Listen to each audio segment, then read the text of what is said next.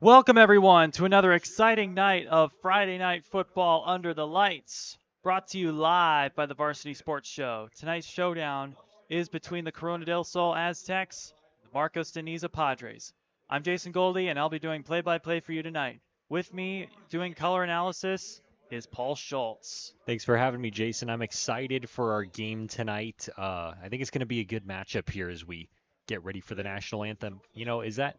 If we have it while we have the national anthem, why don't we go to the pregame interview we have with Coach Jake Barrow? Yeah. Paul Schultz here with the Varsity Sports Show, talking to Coach Barrow before the game against Marcos de Niza. Coach, first I want to know, how was it in practice this week? What was the attitude kind of getting ready for this crosstown rivalry? Yeah, it was a really good week of practice, upbeat. We're just trying to get back on track, after losing 3 in a row, but everybody's, got the right attitude and putting the effort forth. So I think this is at least in my assessment, a good reset game, perhaps, if you will. What are your thoughts on kind of coming in here against your rivals? I know it was supposed to be at Corona del Sol, but not a home game. Yeah. Yeah, I mean, it's certainly a good opportunity for us to get back on track. I mean, they are a good team. Right now, I just look at it like, they're 3-1, we're 1-3. So, they're supposed to come out and, keep rolling, and we're not. So we just want to kind of redirect and get back on get back with a win. All right. Appreciate your time, Coach. Thank you.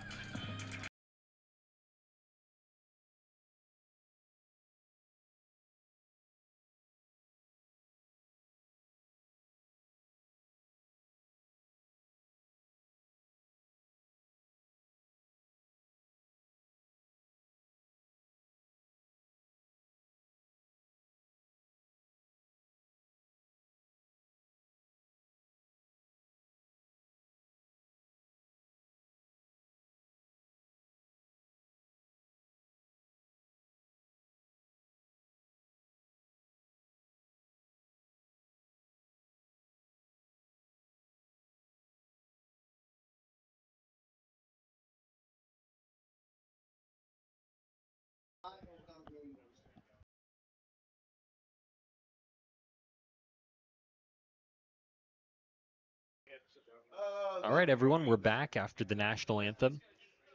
Jason, I had the chance to talk to Coach Barrow before the game, and I asked him kind of how the feeling was as far as practice this week and getting ready for this one. They've had a couple tough losses, and he said it was a good week of practice. He was optimistic, but they can't get too excited or too ahead of themselves. They've still got a game to play tonight. Granted, Marcos de Niza is a 4A school, but they are 3-1, and the Aztecs, on the other hand, are 1-3. And the Aztecs are favored in this match. They are 31st. Marcos de Niza is 69th. I think that speaks to just, I know we've talked before about how Coach Barrow planned a tough schedule coming into this season, and it's been proven so far to be tough, but I think just the reputation that this Corona del Sol team and program has built since Coach Barrow's been here is really setting them up for success in the long run. We take a look at the kind of schedules coming in. We mentioned Marcos de Niza, 3-1 so far this season. Their first game was a 56-28 loss to Yuma Catholic, followed by a 48-47 victory. They won by 1 point over McClintock High School of Tempe. Then the next week, September 8th, they beat Fountain Hills 58-24. And then last week, they beat Yunker out in Buckeye 34-12. So they've had kind of a mix of everything, a loss, a close win, and a couple ones that they won by a little bit more. And for Corona, we've seen this. They've only won one game this season, but that might change as they are favored in this interdivision matchup. Yeah, I think it's interesting because this game, I think, was originally supposed to be played at Corona del Sol, still a home game for Marcos de Niza, but they were earlier this week announced that they would bring it back here to Marcos de Niza. But as we see, I mean, you look out across to the other side of the stadium, Corona del Sol, they brought their student section out. There's a bunch of fans out there. So I think they're ready for this matchup. Looking at the the players in practice before the game, they were really fired up for this one. So I think it's going to go well for them tonight. Last week against Chandler, the Aztecs got blown out 42-0. But on the bright side, quarterback Connor Ackerley broke the 1,000-yard mark for passing. I think we've mentioned a couple times this year, he is one of the better quarterbacks in the state. Earlier this week, actually, he got an offer from Western New Mexico. So it's cool to see the colleges starting to look at him for how talented he is. Corona del Sol kicks off to Marcos de Niza, and it's time to play some football. Out the back of the end zone for a touchback. So the defense will be tested first here as the Aztecs kicked it off, and we'll see what they can do. If we take a look at the defensive stats here. Brandon Holmes, the senior, leading the team in tackles, 19 total tackles this year. Kevon Thomas as well, another big contributor there with 11 as far as what I can see from Max Preps. I expect those guys both to have a big night. I think the tackling leader is probably Keen Abril, as here comes Niza. Their usual starter, Brayson Leon, is injured at the moment. Replacing him is Tegan Ligori Melendez. That was a run. Forward handoff to Jamari Turner, who has caught 3 touchdowns this season. A big play right out the gates to get the run game going early. They set up a nice 2nd and short there, already putting pressure on this Aztecs defense early. Tegan Ligori Melendez has thrown for 3 touchdowns. The senior, 6'2", 190 pounds, also a tight end. As this is Lorenzo Alexander up the middle, down to the 40. Yeah, you establish the run early. If you're Marcos de Niza, that's going to help you not only just be able to run it down, right down the field, but to kind of start wearing on the defensive line early.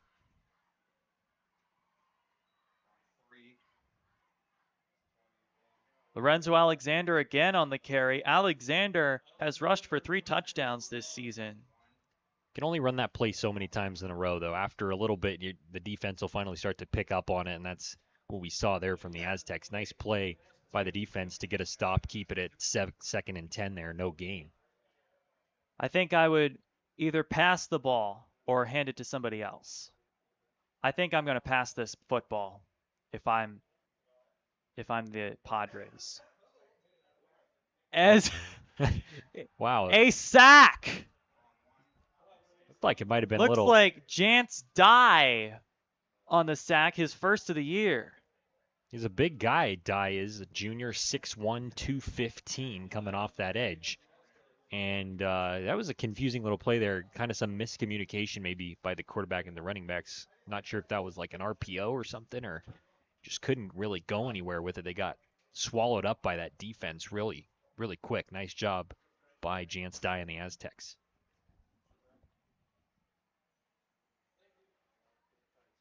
Ligori Melendez drops back, throws. Lorenzo Alexander, that was a great catch. Still 4th down behind the original, or behind the 10-yard chains, but man, what a catch.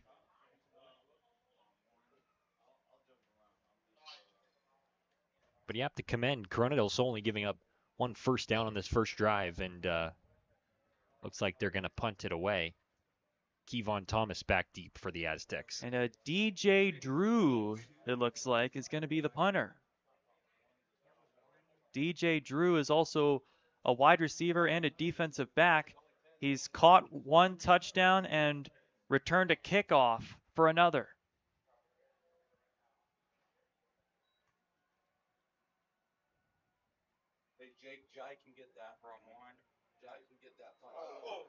And the punt is muffed. And they get him around the 25. Man, that's tough. You could see Thomas a little frustrated with that. Had a handle on it and kind of just lost control there for a second, then kind of had to make sure he secured it and didn't give up a fumble or anything there. But it'll put the Aztecs around the 25, I think, to start their drive. big test for Connor Ackerley early. As I mentioned earlier, last week against Chandler in that 42-0 blowout, Connor Ackerley broke the 1,000-yard mark in passing. As he adds some more this week against the Pods, a big pass caught by Raiden Vines-Bright. Who else, man? We've been waiting to call his name more and more this season. We saw what he did in the first game of the year with that big catch and run touchdown and first play from scrimmage for the offense, and he's already ready to go again. Raiden Vines-Bright has caught 2 touchdowns this season, and over the summer, he visited UCLA.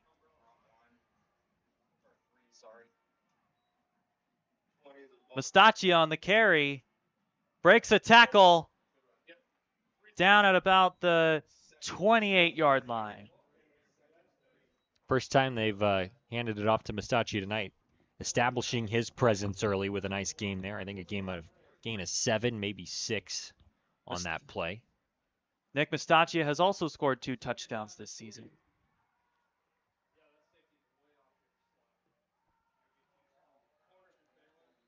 And a flag before the snap.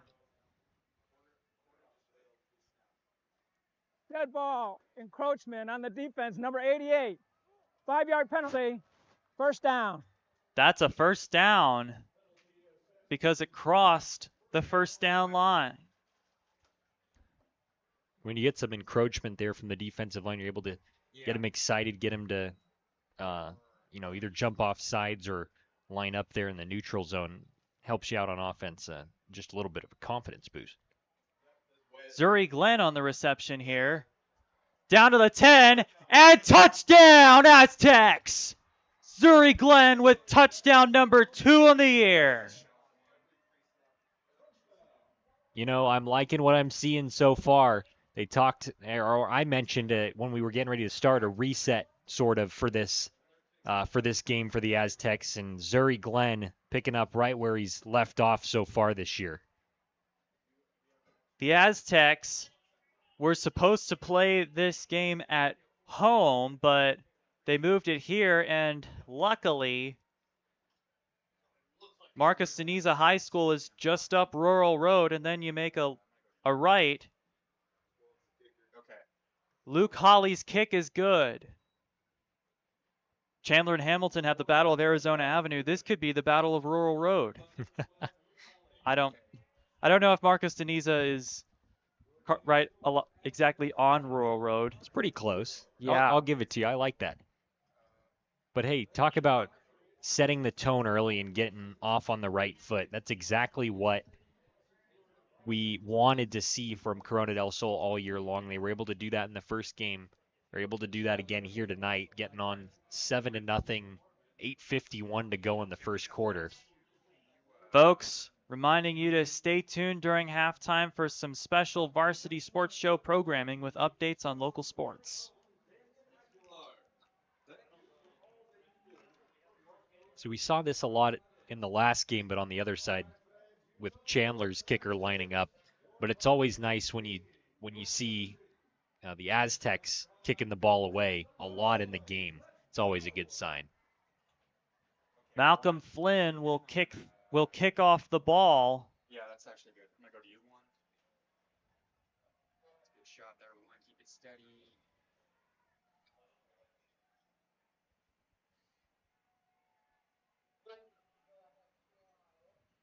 Ball is up.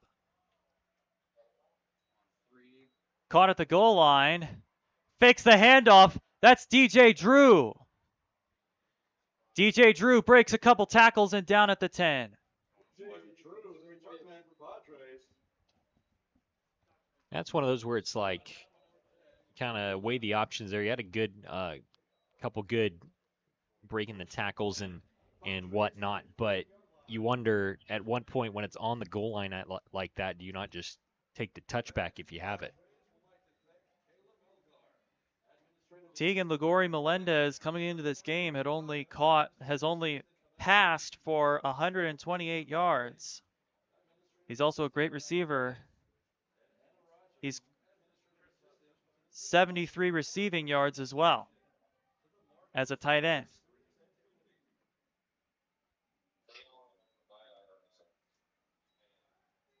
The long toss is to Alexander and tackled by a host of Aztec defenders. It was a nice little job by Alexander to push forward. He stayed on his feet for quite a while after getting swarmed, but also credit the Aztecs defense there to get in his way.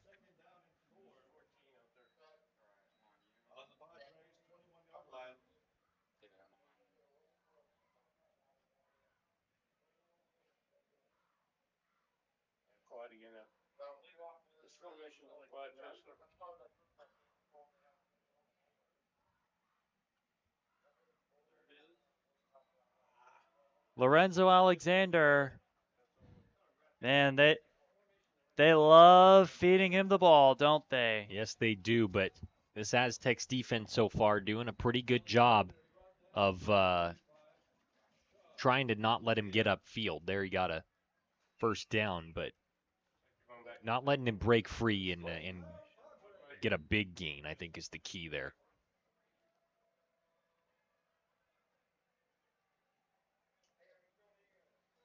Alexander again.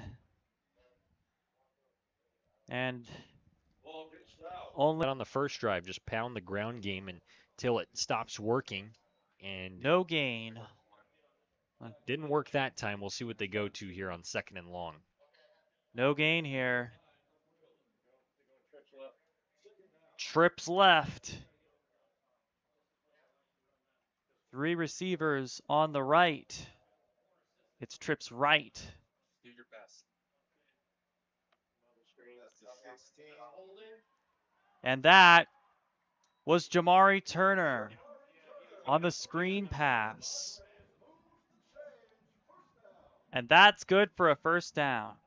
You know, you see that a lot at all levels of football. When you have a guy that can get off the screen pass in, behind the line of scrimmage, cut up field, and get a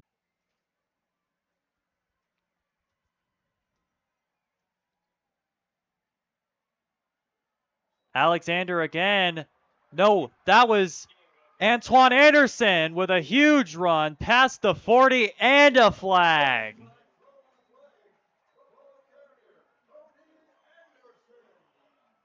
Antoine Anderson, they call him Tony.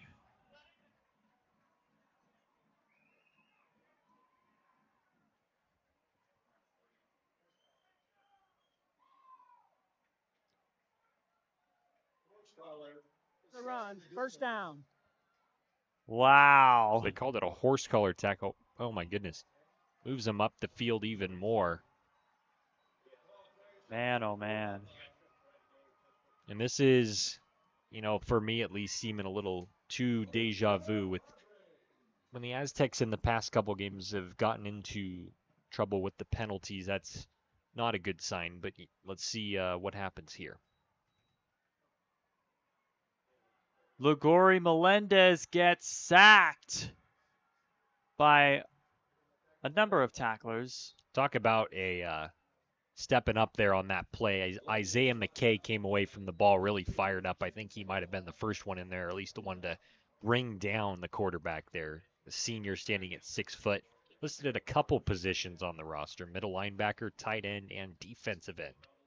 Jacob Leon with his 2nd sack of the year. First one was against Casa Grande in week 1.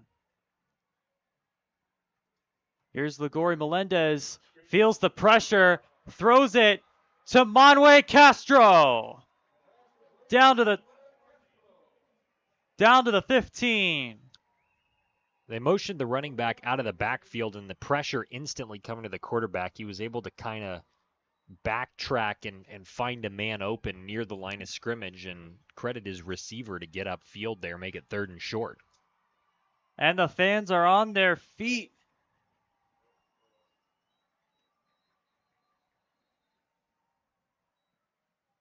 As it's 3rd down from the 16. Play is blown dead there. The Padres are going to try and level up the score by scoring a touchdown and then an extra point.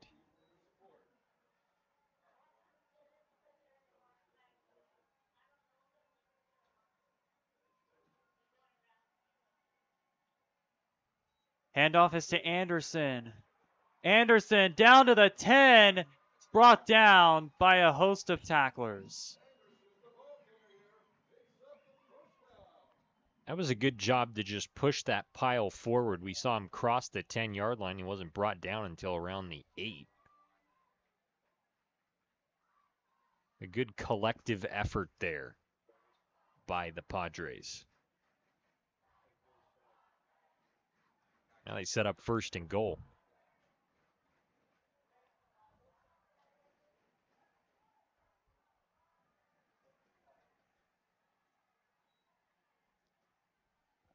Ligori Melendez throws to Castro, and Brandon Holmes read that like a book. Great coverage there by Holmes. He was right on the receiver before he even caught it, and then just able to tackle him on the spot.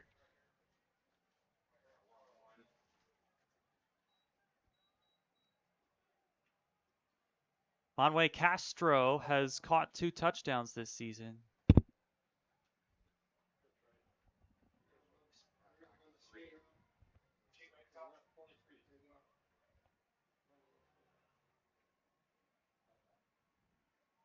They line up trips left. Ligori Melendez screen pass complete to Turner. Jamari Turner inside the 5.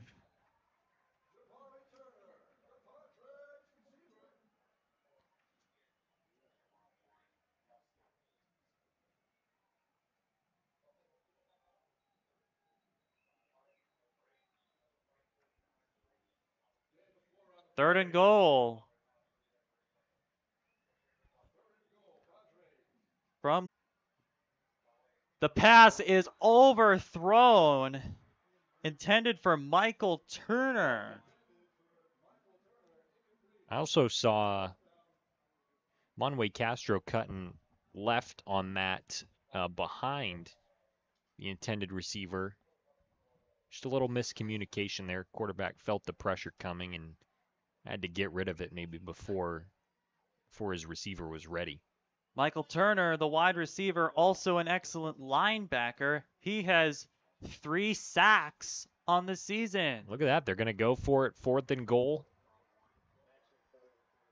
One more test for the Aztecs. Score, right?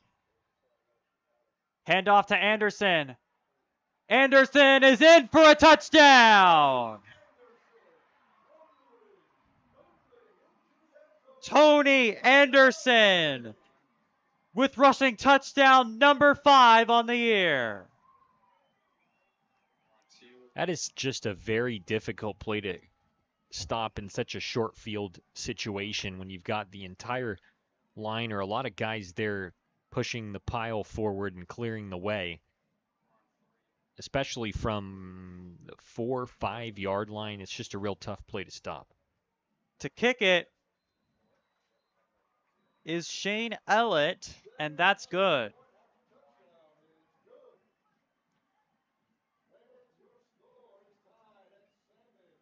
And we are tied at 7. Now I go back to the pregame interview. Coach Barrow said this was not going to be an easy test. Definitely, again, by my estimation, not by his words, but from what I've seen, definitely a winnable game from the Aztecs or for the Aztecs. And Coach Barrow shared that thought, but again, when you look at the records and the fact that it's a rivalry game, among other things, it's not going to be a walk in the park for Corona del Sol. Folks, tune in to the Varsity Sports Show on the radio every Saturday morning from 8 to 10 a.m. on KDUS AM 1060 for game recaps, coach interviews, and special sports segments from our contributors all morning long. Check out our Twitter at Varsity Show for more content.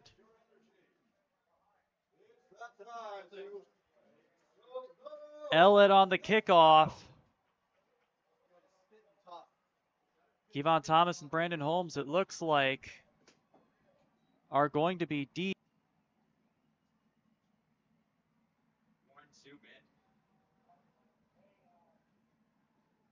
It's a squib kick.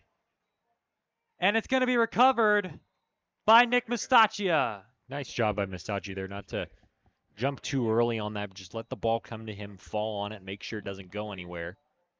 And set up the Aztecs a little closer upfield than they were. Set them up on the 25 for this drive.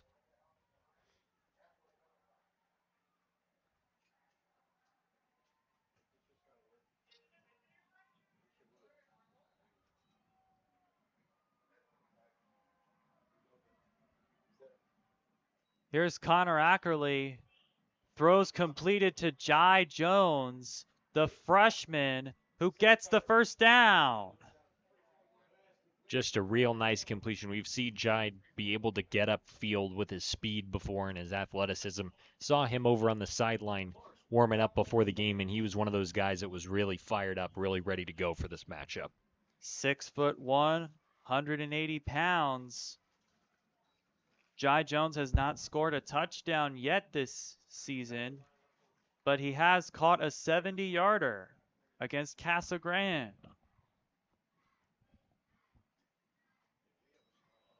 Ackerley throws, caught by Jones again. Brought down at the 45. That was a great route by Jones, running towards the sideline. He didn't have any coverage on him, and Ackerley just read that perfectly, found the open man.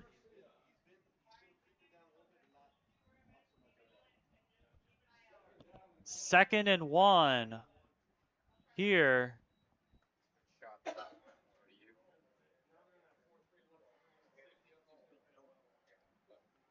Quentin Bradley in the backfield.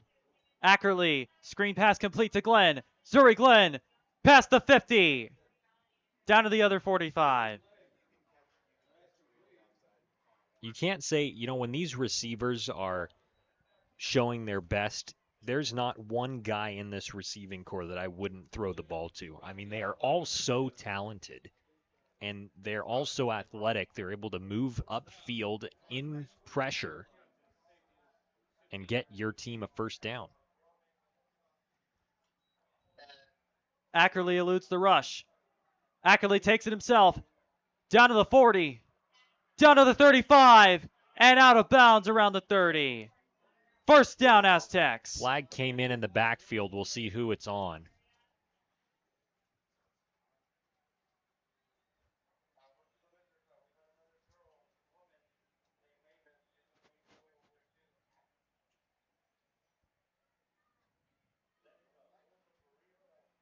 Personal foul, face mask, on number 2 on the offense. 15 yards from the flag.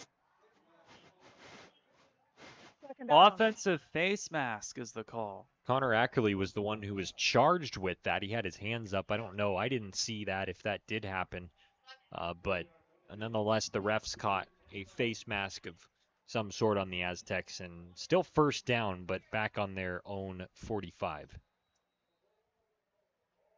And the bigger problem, the first down line to gain on the opposing 35. Ackerley, long throw. Oh my finds goodness. Bright with a lot of room. Finds Bright to the 10. Throws a defender inside the 5. They are. Speechless. I have no words for that. Raiden Vinesbright created his own space. He was going toward the sideline, cut back inside, threw a defender to the ground, and he recently got an offer from Purdue, his 10th offer. The Boilermakers. Right there, you can see why. Screen pass. Finds Bright again. Touchdown, Aztecs. Touchdown number 3. Oh, and a flag. 2 flags. If this counts, it is touchdown number 3 for Vines Bright.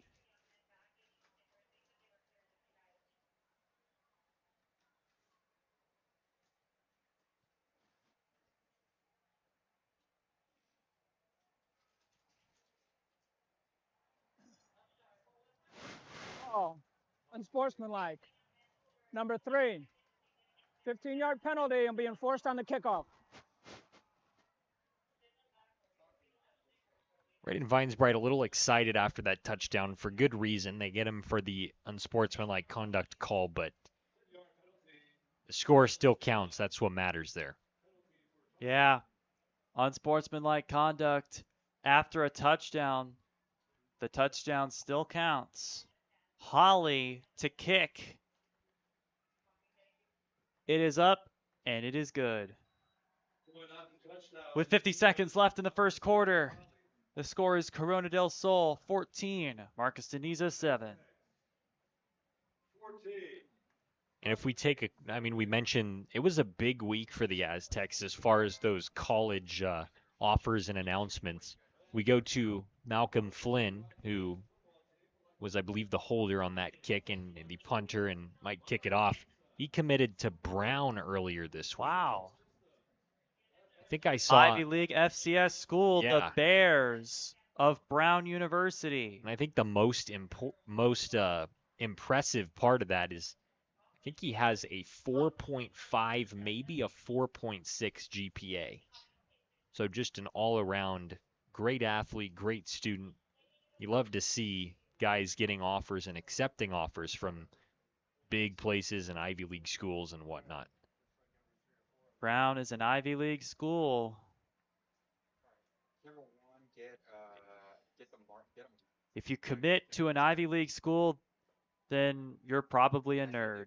Camera one, get the Marcos returner. All right, friends, you know what time it is. Our athletes need your energy. Make some noise. Let's go. As the Brown commit kicks off, DJ Drew on the recovery, flag down, and to about the 30. We'll see what that flag was. Just guessing based on where it was thrown. Maybe a hold on the return, but we will find out in a moment.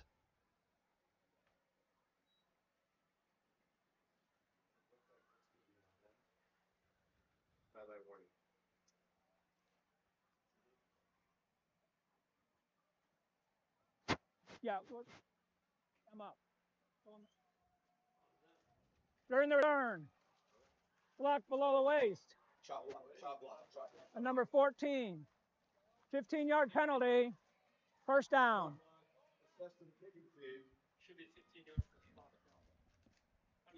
So they did announce block below the legs 15-yarder on that one. That's a big one against Marcos de Niza.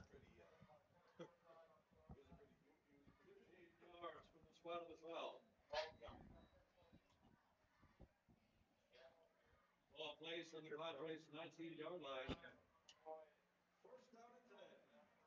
Who's that? Oh, camera one, zoom in. First down and 10. Handoff to Alexander. Alexander to the left. Almost got the first. Lorenzo Alexander. The ball carrier for the Padres. Okay. 8-yard gain on We've seen him very active tonight. Making some big runs. Not enough for the first down there, but sets him up on a good second and short.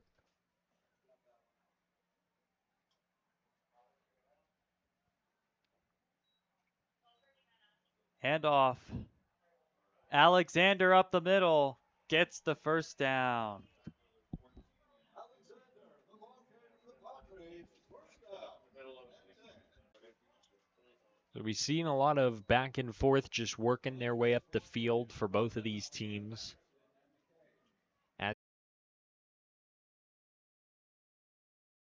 In 2019, the JV Sports Show podcast began with the idea of spotlighting young people in our community. In time, that podcast evolved into radio,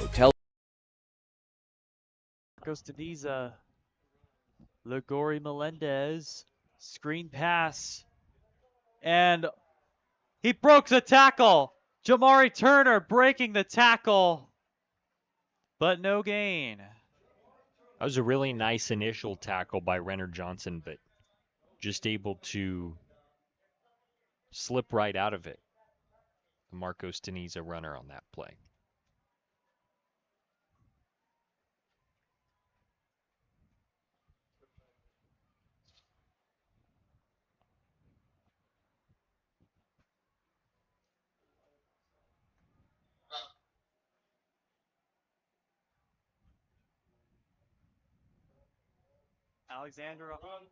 Alexander on the handoff. Lost the football, but it's recovered by Niza. Michael Turner, it looks like.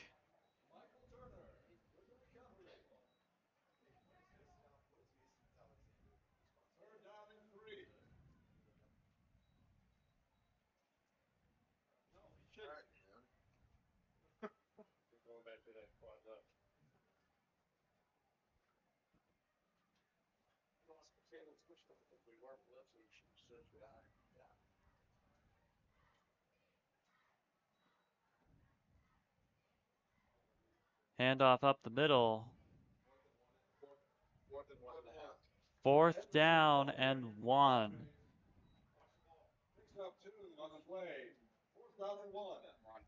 It's a big 4th down here early in the second quarter. We're on 1. Stay right there, camera 1. 4th and short. Could go for the run. Only got in the slot is Michael Turner.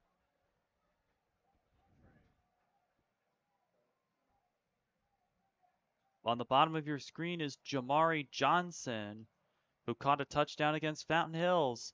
The pitch is to Tony Anderson, who goes past the 50, gets the first down.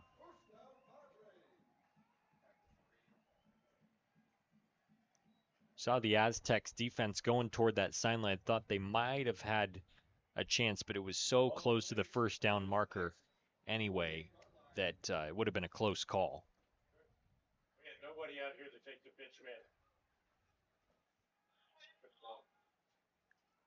Trips to the right.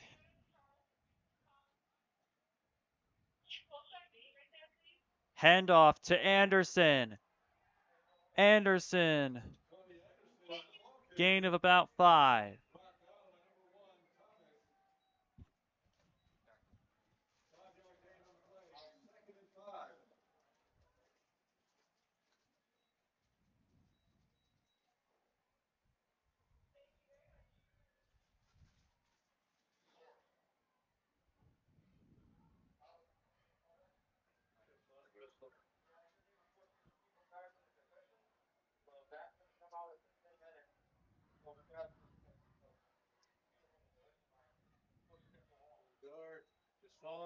Anderson tackled by Keen Abril and Sean Kedia. That was a good job to sniff out that play really quickly right at the line of scrimmage. No gain. That sets up a 3rd and 5.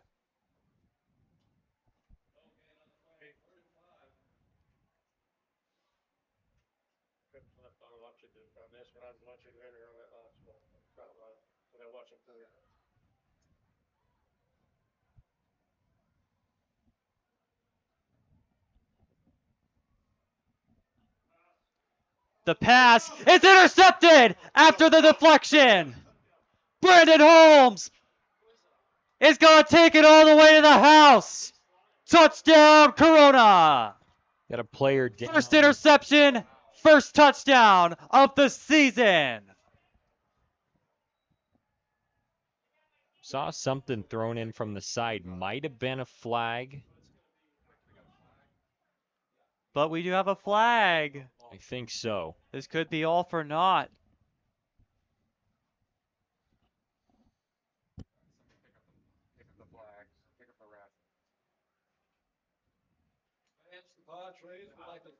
Flag was thrown back around Marcos Niza's own 40. Right around when the ball came loose. Here from the officials here. After the interception, personal foul on the defense. 15-yard penalty. First down. Well, Corona del Sol has the ball, but there is no pick six as Brandon Holmes just gets credit with the INT.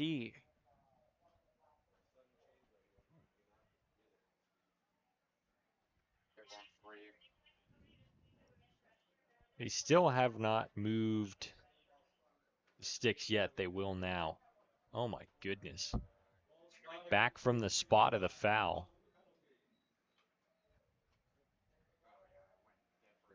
You're the only one that can hear me, Cameron. That's just a tough break.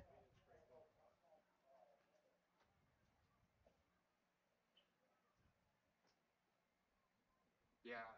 Well, no. He could still hear me, but or he's still supposed to hear me, but just I'll fix it in half. Don't worry about it. So just shoot the way you're shooting. He's gonna fail. No, they're all gonna fail. Screen passes to Jai Jones. Jai Jones to the 30, to the 33. He evaded the tackler Braden Deliria Munguia. Really nice job by Jai Jones to set up second and short. Corona with trips to the right. Timeout, Mark. Now. You were in trips. They were in the same formation. And Marcos Deniza will call a timeout there to talk this one over. 7:57 to go till halftime. Aztecs still leading at 14-7.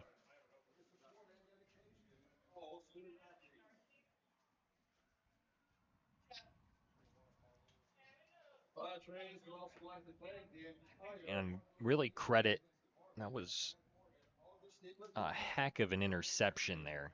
And real heartbreaking that, that penalty backed them up. But seen a lot of energy tonight from both sides of the ball. I like what I've been seeing so far.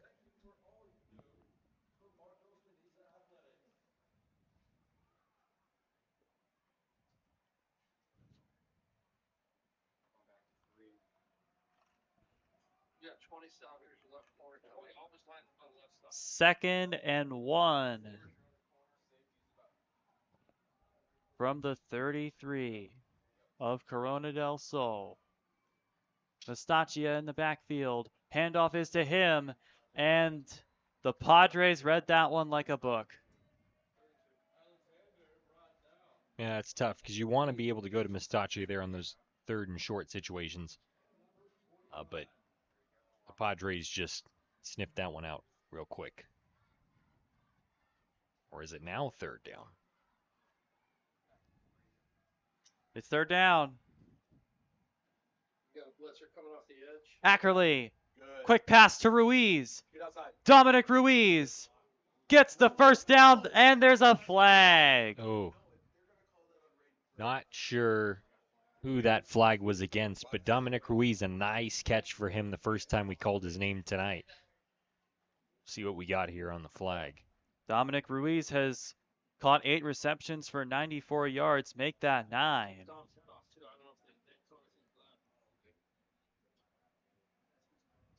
Personal foul. Illegal blindside block. Number 3 of the offense. It's a blindside block. Penalty. Third down. On the Aztecs. Man, that is really tough. Braden Vinesbright got called for that one.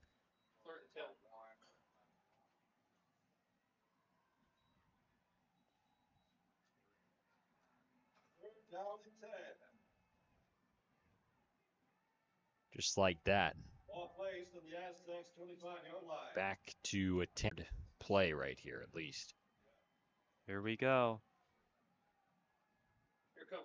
Third and 10.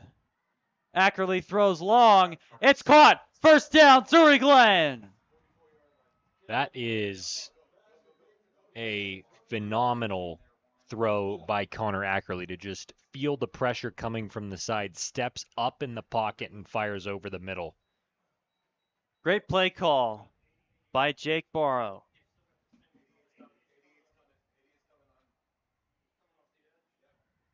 Ackerley throws. Ruiz! Great catch! And that is Down at the 35. run tempo here. That is the second play in a row that they've sent Michael Turner off the edge, and Ackerley just able to get it out quickly. Michael Turner has 3 sacks on the season. There's a reason for that. He is so dangerous. Here's a pass to Ruiz. Dominic Ruiz weaving and down at the 28. And you see the Aztecs here, they've got plenty of time with 6:35 to go, but running the quick offense here to try and keep the fatigue on the Padres. And it's been successful so far. 1st and 10. Ackerley takes it himself. Ackerley to the 15. Inside the 10.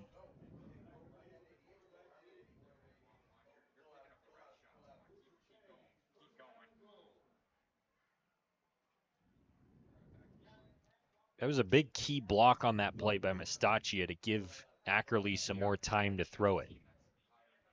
4 wideouts, trips to the right. Ackerley hands it off. Nick Mustachia! Mustachia!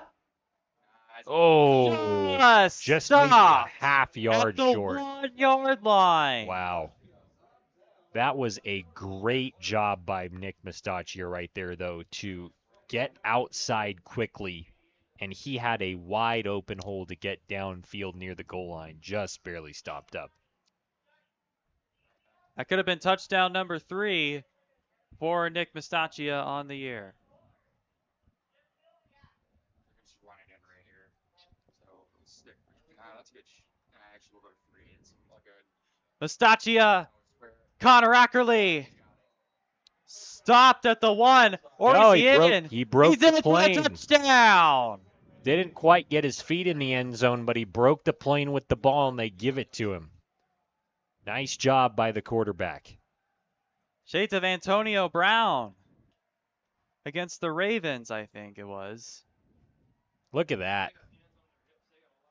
Connor Ackerley over on that sideline getting fired up with the coaching staff, with his fellow players. And that's the first time I've seen a nice celebration in a while from him. Love to see that energy on the Aztec side. Holly's kick is up and good. With 5 minutes, 22 seconds left in the half. Marcus Niza 7, Corona del Sol 21. Just like that, they start to pull away a little bit. Now the test and the challenge goes back on the defense. We have not seen this out of the Aztecs the last couple weeks. Against the tough opponents, they have not scored much. But against this 4A opponent,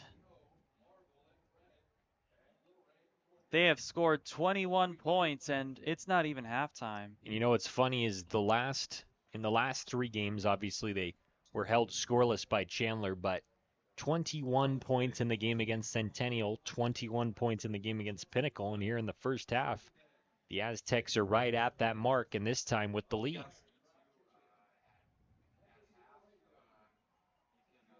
Come into the box if you need to.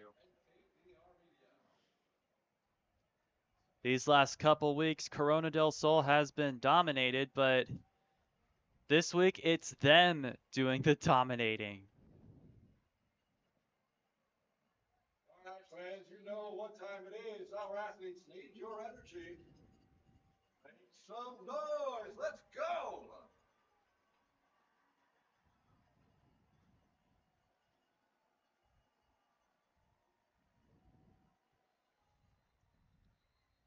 The kick will be taken by DJ Drew. Play's blown dead. Actually, Flag in the play got blown dead.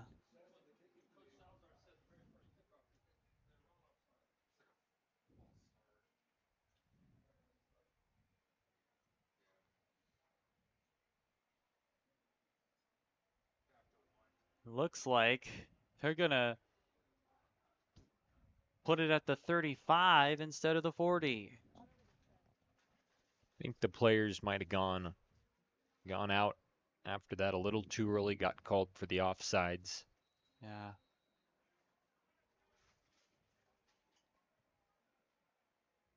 Yes, you can do a false start on a kickoff.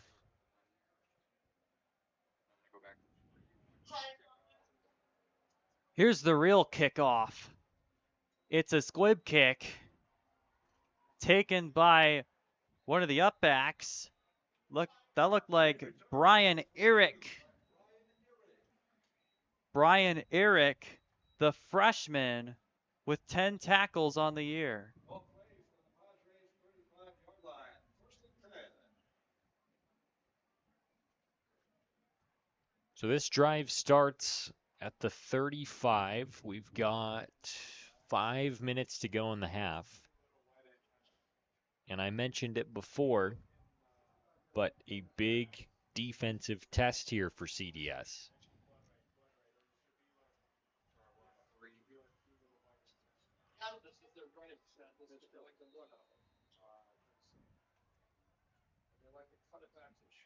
Here come the Pods.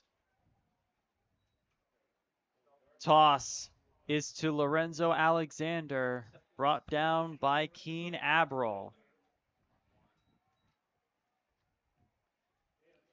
Abril coming into this one. Yeah, sorry, Jason, I misread the stats, but you mentioned he had 20 tackles coming into this game and led the team,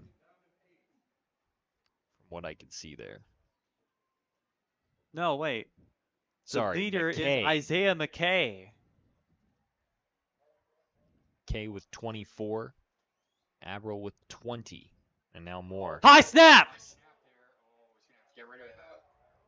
He throws it away after recovering it. Yeah, credit the quarterback there. And they And will the throw. flag is down. Wow. How is that intentional grounding? I think he just threw that away. In the area. Oh, they will pick it up. They say the official said there was a receiver in the area from their assessment.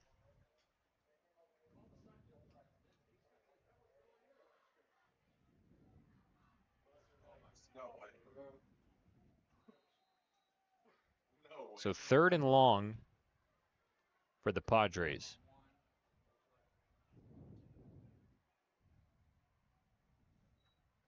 Ligori Melendez evading the rush with a flag down, throwing it deep. Castro caught.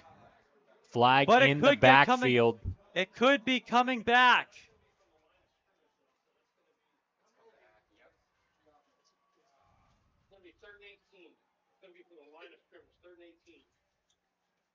Holding. Number 56 on the offense. 10-yard penalty from the previous spot. They're down. Holding on the offense. That's a shame.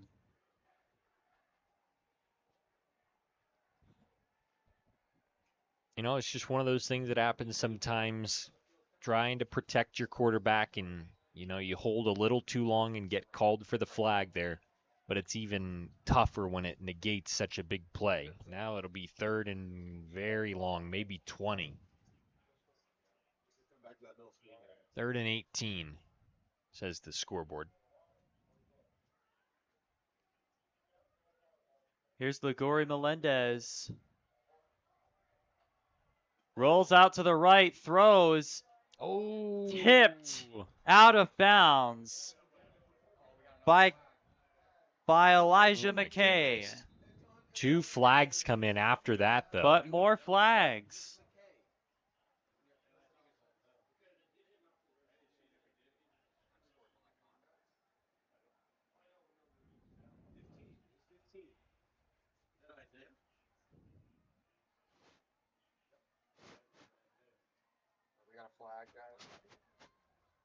Dead ball. Unsportsmanlike conduct. Number 15. That's an unsportsmanlike conduct foul on the Aztecs. Yeah, Elijah McKay called for the penalty on that one. And it'll spot him 3rd down and 3.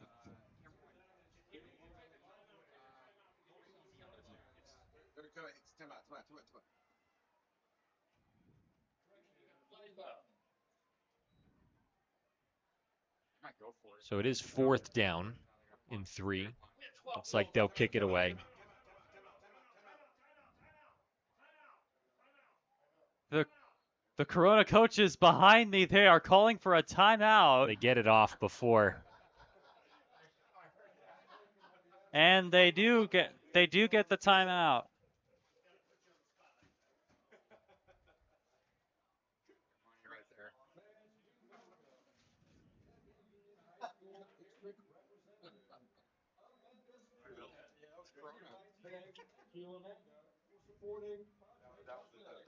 All right, so 4th and 3.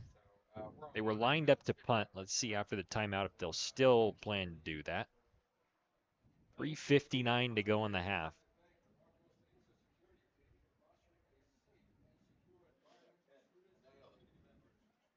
I will say, although we are up here in the press box, the nice thing is it seems to get a little cooler every week. 87 degrees right now in Tempe. And pretty soon it'll be time to start putting on the long sleeves when we're calling these games and when the guys are out down on the field. Those who aren't already wearing the arm sleeves. So yeah, looks like they will continue to punt it.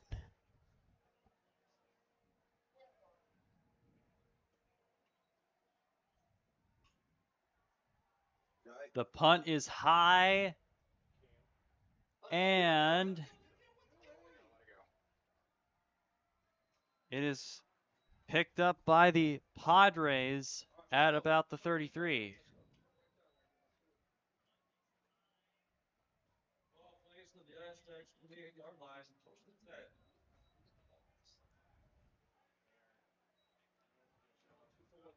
All right, so you set yourself up in a pretty good spot here. You got 3:46 to go in the half.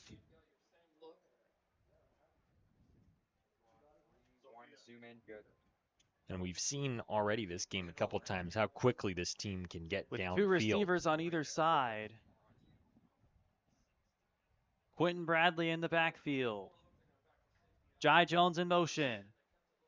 Screen pass is to Jai Jones. And wrestled down at about the 34-yard line. Yeah, just met by a couple of defenders there. He got swallowed up after a gain of, call it 6. I saw Michael Turner trying to deflect that screen pass, but Clock still runs, couldn't 3:15 quite do it. incoming. Ackerley throws short, Oh, bobbled by Quentin Bradley, and incomplete. He had to double clutch that throw there. There was a lot of defenders in the area. Got it off, but tough play to make in such a tight window.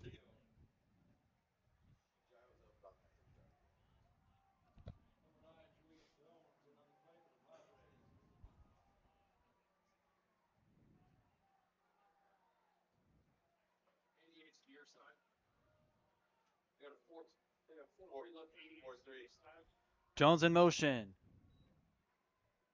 Ackerley throws a screen to Jones, and Lorenzo Alexander all over him. Now, where will they spot that? I think about a yard short or so of the marker. No, nope, they'll move the chains on it.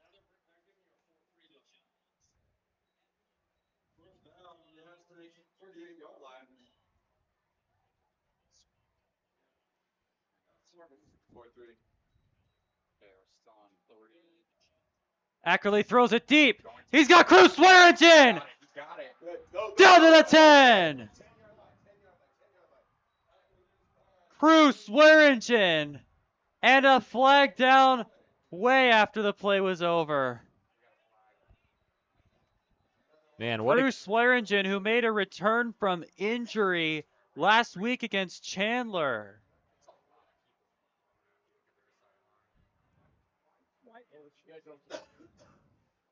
Swearingen was the backup quarterback last year after Connor Ackerley got injured Dead in the ball. last few games Life of conduct. last season. Number 8, 15-yard penalty, first down. Man, it's just it's just another one of those. I mean, you get so excited with such a big play. Can't help it. I mean, you can't blame these guys for getting fired up about that. But just a little too much, that'll draw the flag.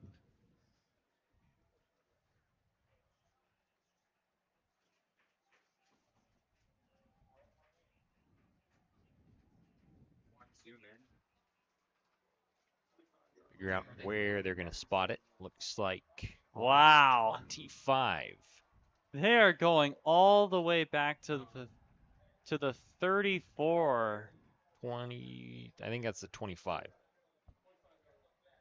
That's the 25. First and 10 from the 25. There we go. Gonna go on you. We'll switch back. They got 3. Oh. Raiden finds Bright! Touchdown, Aztecs! Man. His second of the game. And Coach Barrow over there pumping his fist. He is fired up on that sideline.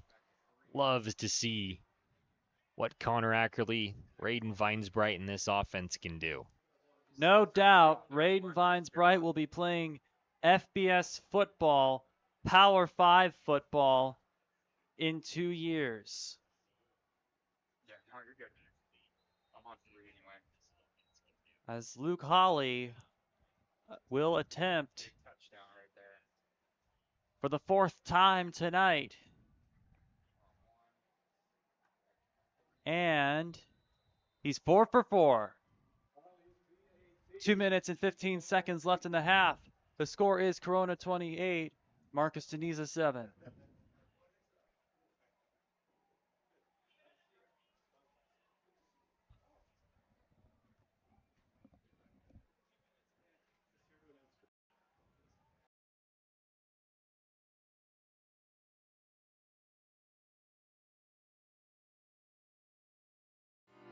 Hi everyone, nice to meet you. I'm Ryan Sikora. I'm going to be one of the interns this fall at the Varsity Sports Show. So happy to be with you guys this year. I've loved sports for as long as I can remember, and I cannot wait to be with you guys on Thursday, Friday, and even some Saturdays all this year. Back to Marcos de Niza High School for this high school football game between the Corona del Sol Aztecs and Marcos de Niza Padres. The Aztecs lead 28-7, but there is still a chance for the Padres. Stranger things have happened before, obviously.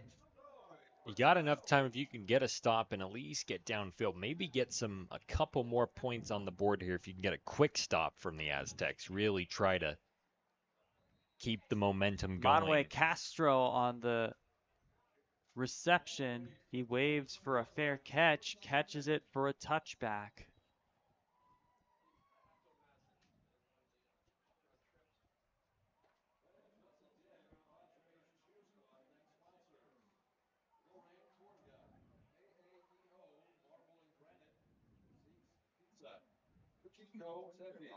Oasis Auto Center. Pronto Mexican Restaurant. Thank you for your support.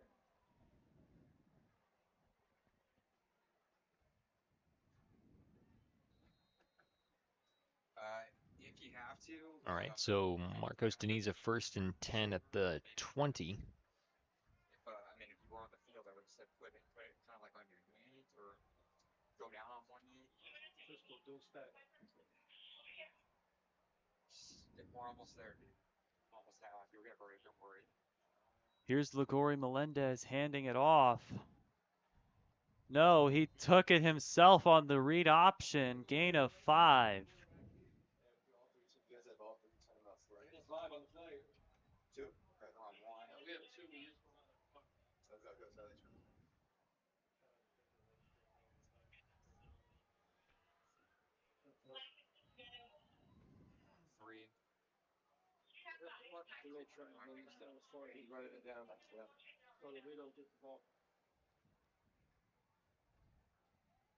Lagori Melendez throws it short. Castro almost got the first down, but that was Elijah McKay on the tackle and a late flag.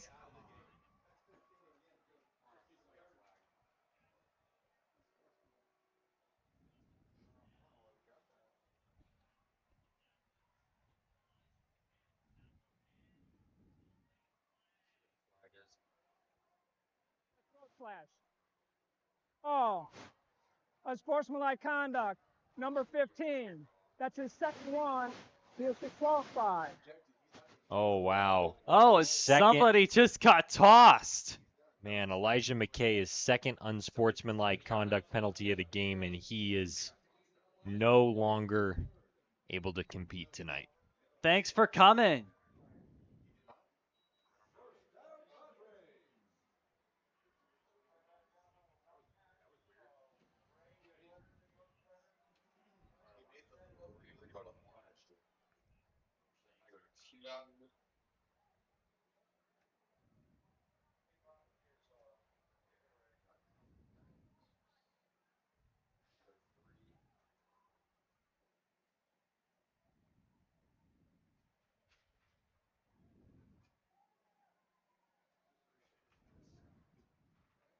Clock is stopped. 1:25 left in the half. And we're back. Here's Lagori Melendez. Eludes the rush. And incomplete, intended for DJ Drew. Just outside the reach of Keen Abril there on the coverage.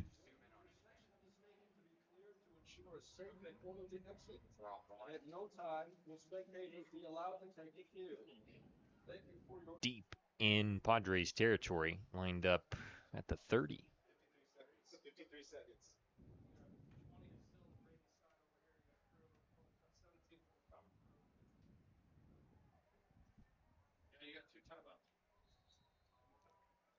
Corona getting possession at the 30-yard line.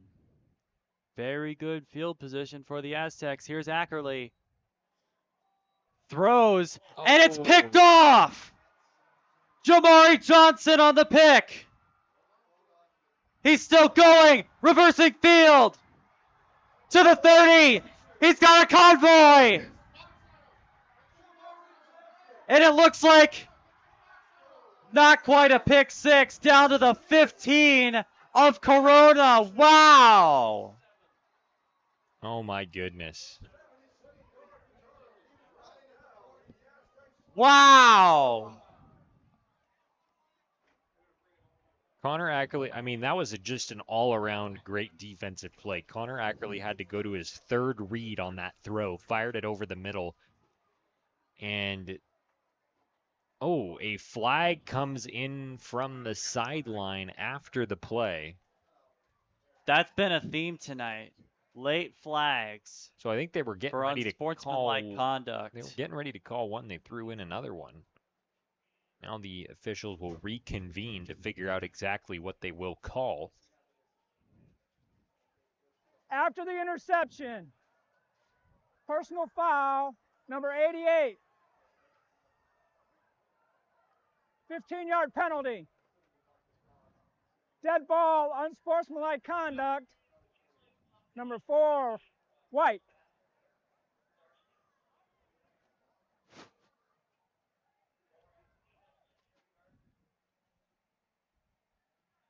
So we got two opposing penalties there,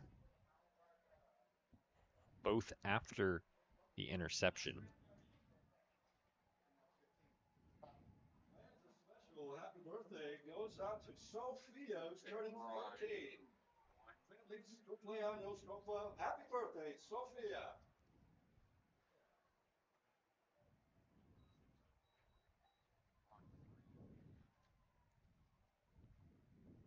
The clock still stopped 29 seconds.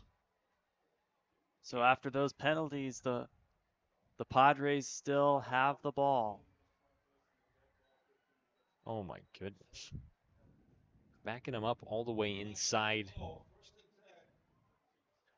their own 40. They go all the way to their own 37 on that.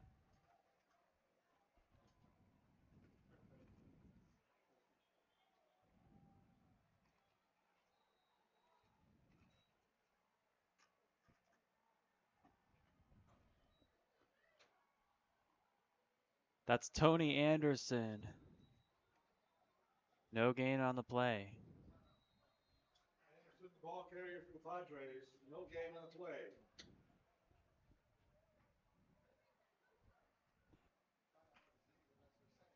Timeout taken by the Padres. That's their second timeout. Fans, once again, So Marcos Deniza takes a timeout here, 22 seconds to go. to ensure a safe and orderly exit. And at no time will spectators be allowed to take the field. Thank you for your cooperation. And stop on by the concession stand. I can't watch. Do me a favor. Have camera operator 2 come in with you. Thank you.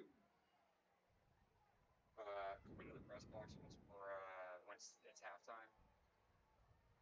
Just because I gotta explain what's going on with the cameras. We're on 3.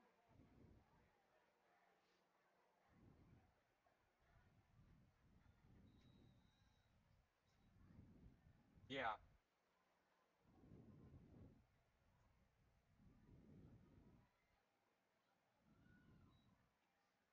Melendez throws a screen pass. Jamari Turner. Gain of about 4.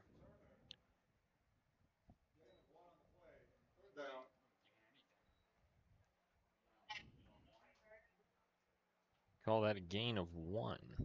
They call it a gain of 1. Third down from the 40.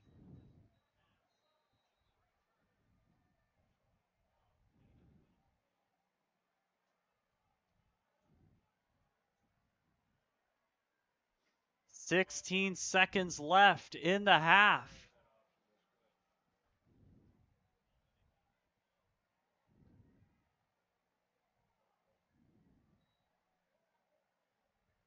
Here's a backwards pass. Antoine Anderson to throw. Caught by DJ Drew to the 15. Wow, so they stop. But Corona took the ball away. Wow. What a turn of events. Oh my goodness. Unbelievable. Tony Anderson. He did the old running back pass. DJ Drew caught it, but then they had the ball. There's a flag. Corona del Sol ripped the ball away from him. And there's a flag. What did I just watch? After the play, dead ball, unsportsmanlike conduct. So, half the distance to the goal, first down. Oh my goodness.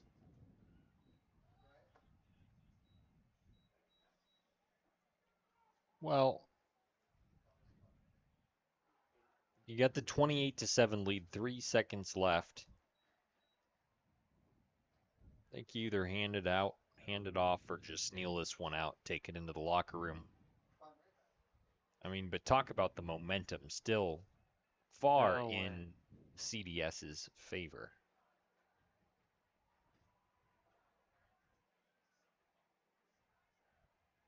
Zoom in on the quarterback. The Corona del Sol student section made the trip, and they are in the spirit tonight as Ackerley takes a knee, and that is halftime. The score, Corona del Sol 28, Marcos Deniza 7. Stick around for Varsity Sports Show halftime programming coming up after the break.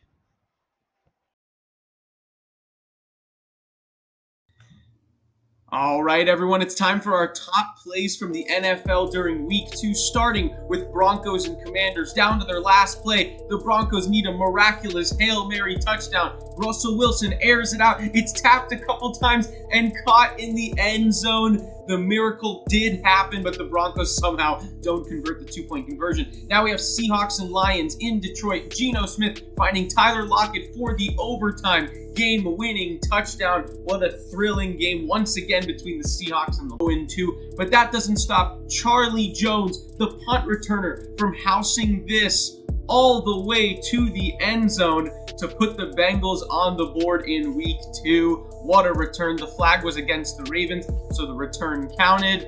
Then we have the Jets and Cowboys. The Cowboys absolutely dominated the Jets, but how about the youngster, Garrett Wilson? Wilson to Wilson, Zach to Garrett. Garrett's going to be a star. He takes this all the way to the house for the touchdown. The 49ers look incredible. Christian McCaffrey looks incredible. Look at his burst down the sideline. He had a big-time touchdown run last week in Week 1, and once again in Week 2, McCaffrey doing his thing. Then Patrick Mahomes in an ugly one in Jacksonville. The game-sealing throw to Sky Moore to take it all the way deep into Jacksonville territory. Didn't matter. They got the first down they needed, and they could kneel it from there.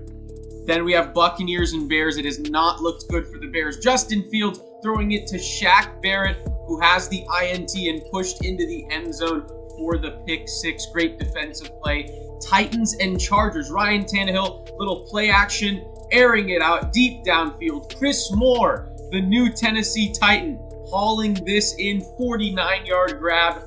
What a big-time throw and catch. And how about the Atlanta Falcons? 2-0, some trickery here. Desmond Ridder, right downfield, all the way downfield. He's got Mac Hollins. Great reception for the big guy.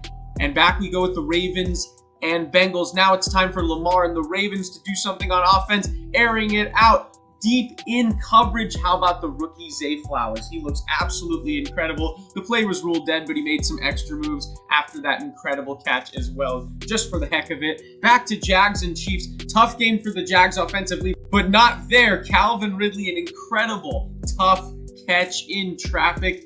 Quiet day for the Jags offense, not quiet there. Brian Robinson spin moves for the Commanders, helping to lead a late second half comeback.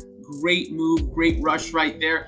Rookie to rookie here, Texans and Colts. CJ Stroud, the rookie, to Tank Dell, the rookie, his first career touchdown in the NFL. What a week. Hello everyone, this is Kyle Cooper with Varsity Sports. Today we go to the NFL and take a deep dive. Greg Dortch, if you haven't heard of him, is a wide receiver on the Arizona Cardinals. Dortch has yet to play this season and leaves all his talent on the sidelines. The Cardinals are now 0-2 this season after losing a heartbreaking game to the Giants 31-28 this last Sunday. Quarterback Joshua Dobbs threw for 228 yards, 1 touchdown, and he ran for a touchdown as well. James Conner ran for 106 yards and scored a touchdown, while Zach Ertz led all receivers with 6 receptions for 56 yards. Where was Marquise Brown? Where was Rondale Moore? And where was Greg Dortch? They could have used his playmaking ability in the second half, as they only scored 1 touchdown after a great offensive first half.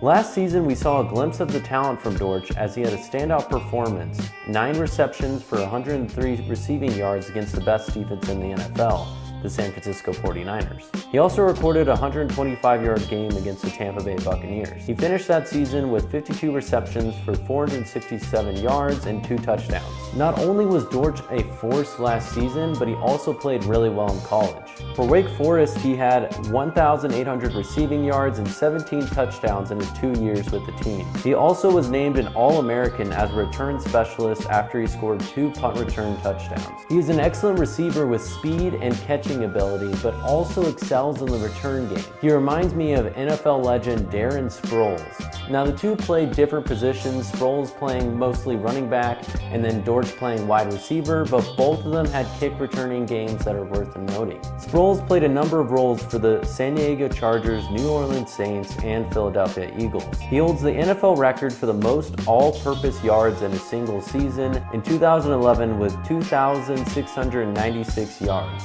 He has the most career kickoff return yards for the Chargers at 6,469, and most career punt return touchdowns with the Eagles at 4. Being only 5'7", he had the most receiving touchdowns at that height with 32. He was an electric player and sparked the offenses he played for. Drew Brees once said this about Darren Sproles: you only see a Darren Sproles type player come around once in your career. Dortch, also like Sproles, is also 5'7" and hungry for playing time. With receivers Rondale Moore and Marquise Brown taking the snaps, it is difficult to fit in Greg Dortch. But for him, Arizona is home, as he's been quoted saying, "I love Arizona and I feel that it is the reason my career jump-started." Quarterback Kyler Murray is out until at least week 5, and the offense is dependent on Josh Dobbs, James Conner, and the rest of the crew. With one of the top defenses in the league coming into town this Sunday, they will need more options to put points on the board. The Dallas Cowboys, 2-0, are facing the Arizona Cardinals, 0-2, this Sunday at 1:25 p.m. local time. Dortch can be that playmaking option that the Cardinals are looking for. He can take handoffs, screens, and get open for big plays, as he has proved last season. He is also an elite returner, but beating out the other receivers will be tough, as they have also proven themselves throughout the years.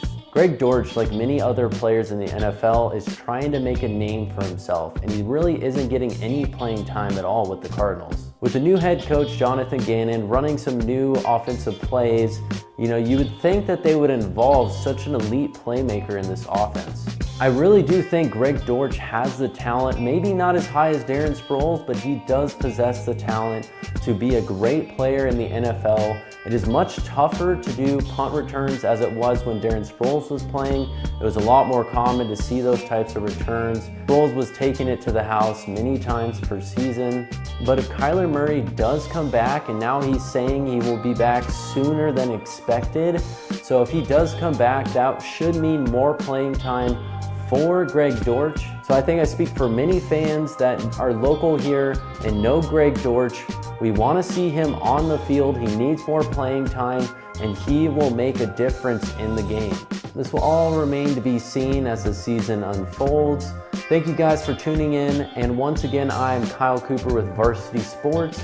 Also, make sure you tune in to Varsity Live, the pregame and postgame show that we do here at Varsity Sports. We talk to all our analysts and players of the week on that show, so you definitely want to tune in and get the previews and the postgame recaps. And that has been your week's deep dive. Hope you guys enjoy the second half of these games. In 2019, the JV Sports Show podcast began with the idea of spotlighting young people in our community. In time, that podcast evolved into radio, television, and live stream, and through that evolution, new ideas have enhanced delivery, giving a stage to students both in front of and behind the microphone in Arizona and beyond. Thank you for supporting the Varsity Sports Show, now the Varsity Media Foundation, a 501c3 educational organization. Hey there, I'm Aaron Nemiroff, and I'll be joining the Varsity Sports Show for the fall 2023 semester. Sports has always been my passion, and I'm looking forward to working with the team. Check out my Twitter for a variety of sports content at Aaron2Times.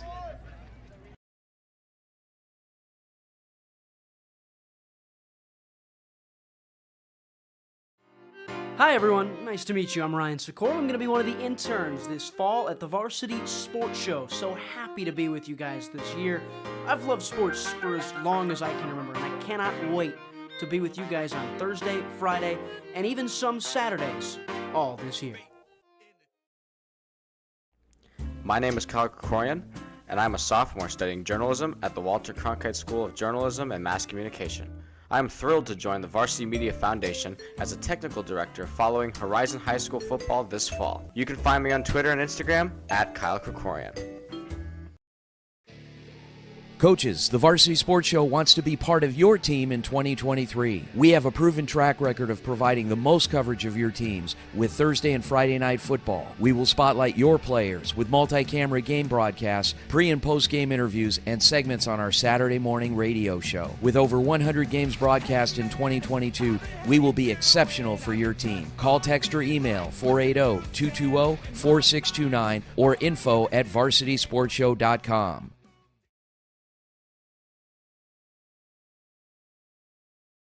Hey guys, Vince here to talk about Angel Dentistry. It's where my wife and I have gone for over 10 years, and we trust them with our routine and extensive dental care because they care. Dr. Amber Angel is an Arizona native, born in the town of Miami, and has been practicing in the Valley over 20 years. For general to comprehensive dental services, call 602-788-2008. Located off of Cave Creek Road just north of the 101 in North Phoenix. Angel Dentistry, proud supporters of our young people and proud partners of the Varsity Sports Show. Hi, my name is Eric Perry, and I'm the proud owner of Eco Roofing Solutions. I've been in this industry for over 25 years, and I'm the current president of the Arizona Roofing Contractors Association. Our mission is to provide the absolute best customer experience, and we operate all over the entire state of Arizona. We will come out and provide a courtesy, no-obligation roof inspection to you, as well as an estimate within 24 hours. Our team is dedicated to providing the best quality product and workmanship, and we're here to serve you. You can call us at 480-695-7736 or check us out online at ecoroofaz.com. To learn more about us, you can find me on Instagram at YourBeardedRoofer or at Eco Roofing Solutions AZ. We are proud supporters of our community's youth and the next generation, and we would love for you to come and join the hashtag Eco family today. Call Eric and his team at Eco Roofing Solutions, 480-695-7736, and they'll give you a fast, free, no-nonsense estimate. Tell them Vince sent you. What's inside you? Unlocking the greatness inside you means digging deeper and going further than you can on your own. Banner Sports Medicine High Performance Center uses the latest technologies to train the athlete in all of us. Unlock the greatness inside of you.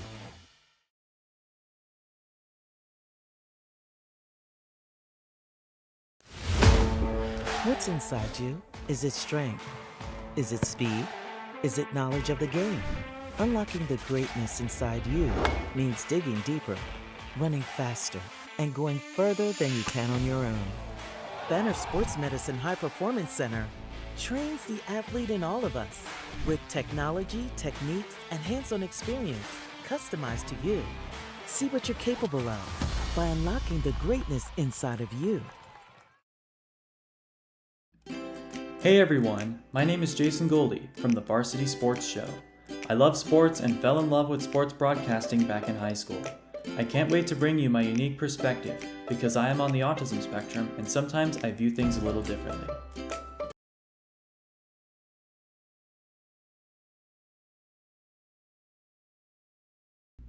Hey there, I'm Aaron Nemiroff, and I'll be joining the Varsity Sports Show for the fall 2023 semester.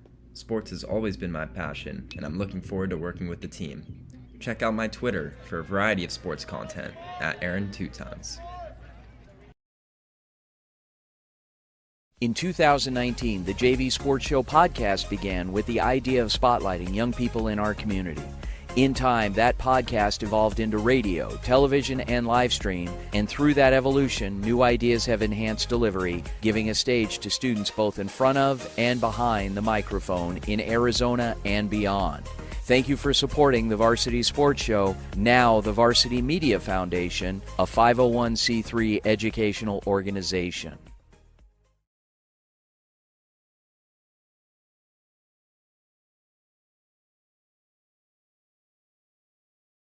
Hello, Arizona sports fans. I'm Lofton Lechner, and I couldn't be happier to be joining the varsity sports team as a technical director for fall 2023. Follow me on Twitter at Lofton Lechner to stay locked in for the season. Hi everyone, nice to meet you. I'm Ryan Sikora. I'm going to be one of the interns this fall at the Varsity Sports Show. So happy to be with you guys this year. I've loved sports for as long as I can remember, and I cannot wait to be with you guys on Thursday, Friday, and even some Saturdays all this year. My name is Kyle Krikorian, and I'm a sophomore studying journalism at the Walter Cronkite School of Journalism and Mass Communication. I'm thrilled to join the Varsity Media Foundation as a technical director following Horizon High School football this fall. You can find me on Twitter and Instagram at Kyle Krikorian. Coaches, the Varsity Sports Show wants to be part of your team in 2023. We have a proven track record of providing the most coverage of your teams with Thursday and Friday night football. We will spotlight your players with multi-camera game broadcasts, pre- and post-game interviews, and segments on our Saturday morning radio show. With over 100 games broadcast in 2022, we will be exceptional for your team. Call, text, or email 480-220-4629 or info@varsitysportshow.com. Hey guys, Vince here to talk about Angel Dentistry. It's where my wife and I have gone for over 10 years, and we trust them with our routine and extensive dental care because they care. Dr. Amber Angel is an Arizona native, born in the town of Miami, and has been practicing in the Valley over 20 years. For general to comprehensive dental services, call 602-788-2008. Located off of Cave Creek Road just north of the 101 in North Phoenix. Angel Dentistry, proud supporters of our young people and proud partners of the Varsity Sports Show. What's inside you? Unlocking the greatness inside you means digging deeper and going further than you can on your own. Banner Sports Medicine High Performance Center uses the latest technologies to train the athlete in all of us. Unlock the greatness inside of you.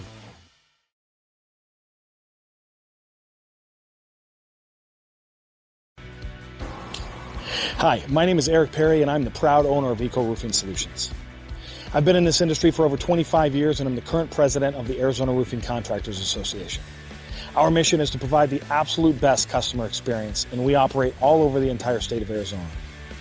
We will come out and provide a courtesy, no obligation roof inspection to you, as well as an estimate within 24 hours.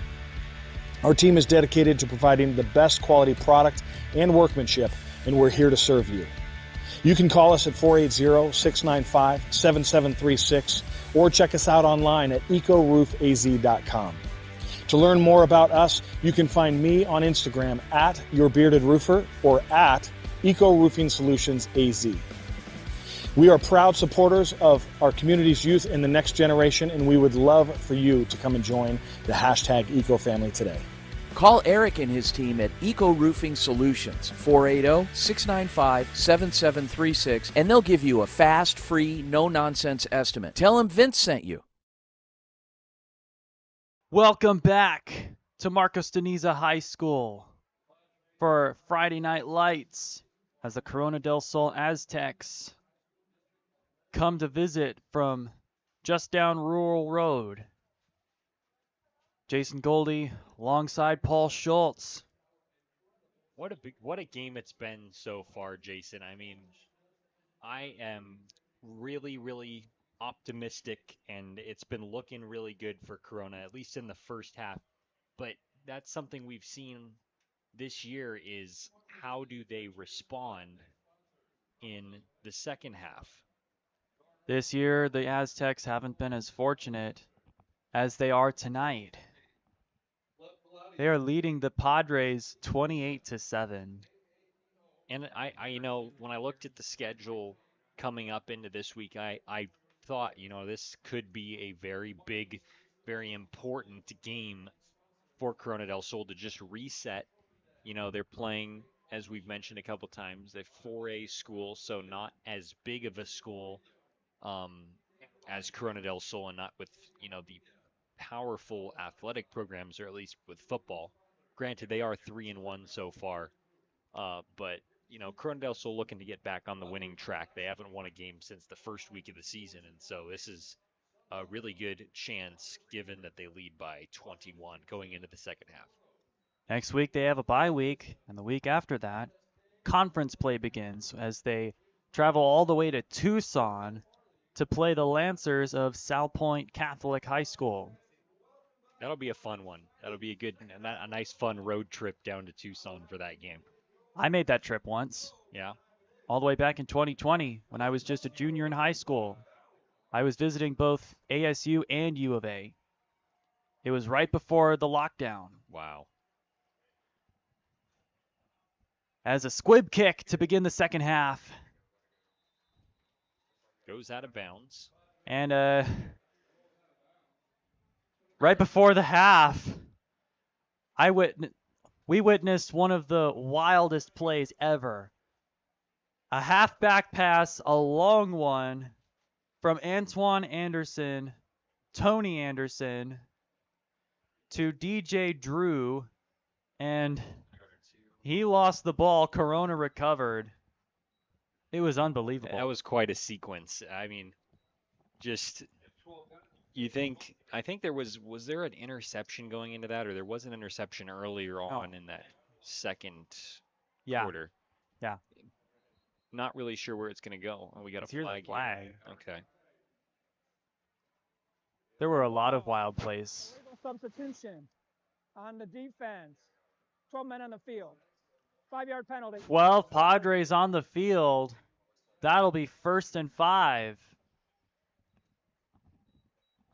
As there have been a lot of wild plays this game. Well, here we go. Let's see what Ackerley can do here. Here's Ackerley. Throws. Finds Bright. Gets the first down and an extra 3. Gain of 8 yards on the play. You know, we've seen all their receivers make some pretty good plays here, but it's just a good reminder right there that you don't have to make the big play every time.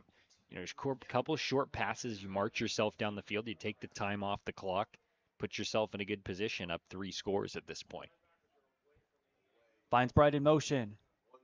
Screen pass is to him. Raiden finds Bright. Down to the 40. Forced out of bounds. And a little bit of extra curriculars, I would say, after that. No flag was thrown. No flags on the play. It looks like that was a clean tackle. Trips right. Zuri Glenn on the bottom of your screen. Mustachia in the backfield. Ackerley. Throws. Swearingen. Caught. Down at the 30. Stays in bounds.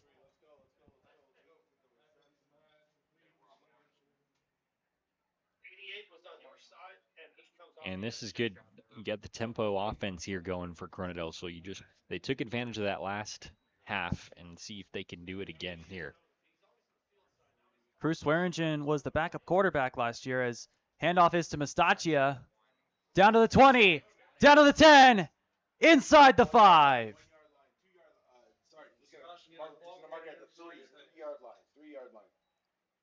Looks like they're going to spot it at the 3. That's so great when you got Mustachia in there. You can run, you can pass, and nothing really is getting stopped right now for the Aztecs.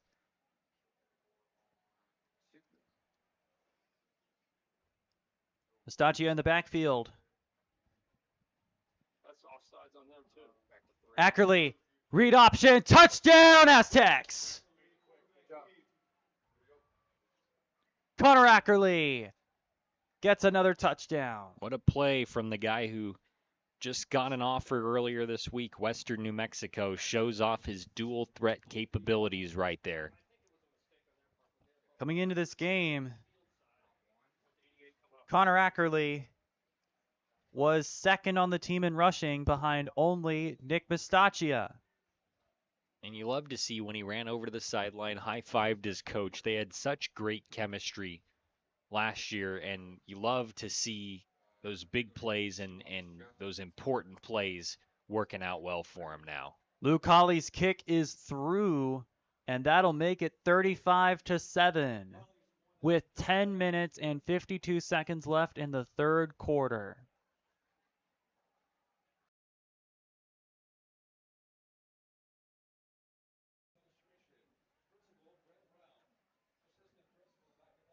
And the Marcus de Niza Padres, I noticed they wear the same colors as the San Diego Padres. I did not notice that, but that's a good point. Brown and yellow.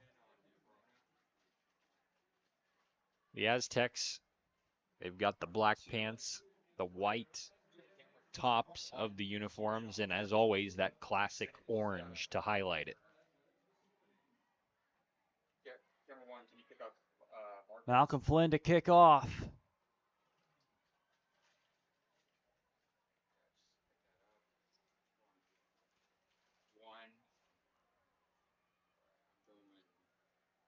two, zoom in as much as you can. Yeah, that slow zoom, that's good. We'll All right, fans, you know what time it is. Our athletes need your energy. Here they come. The Padres will look to get on the board one more time and start a miracle comeback. The kick is taken in the end zone by Jamari Turner. Takes it in the end zone for a touchback.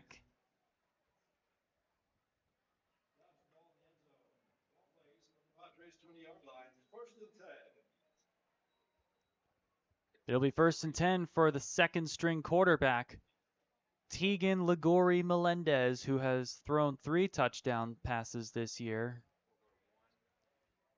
Their first string quarterback, Brayson Leon, is out with an injury. Also appeared to be on the sideline tonight for the Aztecs, Jacob Helt.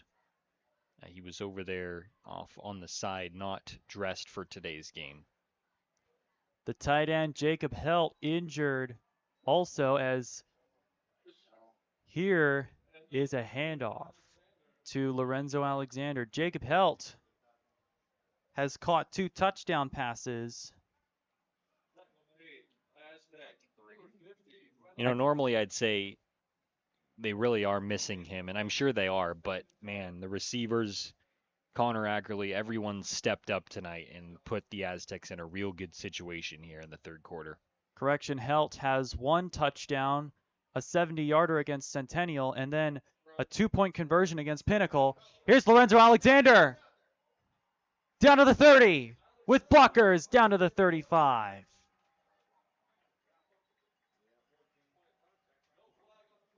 Man, he has just been another one that's been so good and on some plays unstoppable tonight for Marcos Niza. They just have not been able to keep pace with the Aztecs for the most part.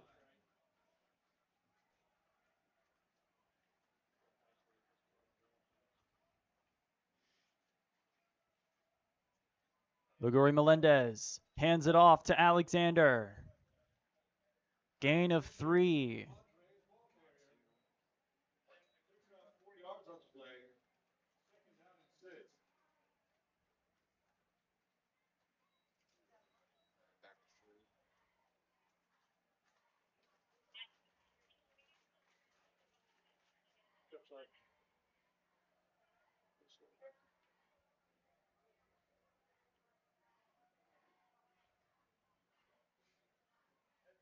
Trips to the right for the Padres.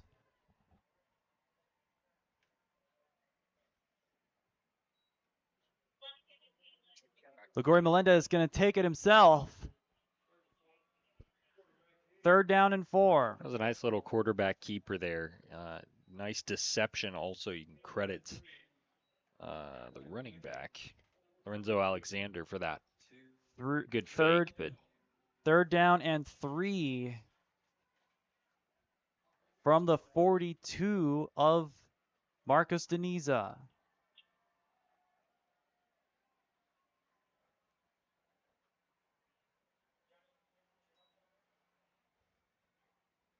Interception! Wow. Brandon Holmes, his 2nd of the day, and this one goes for a pick 6. Look at that.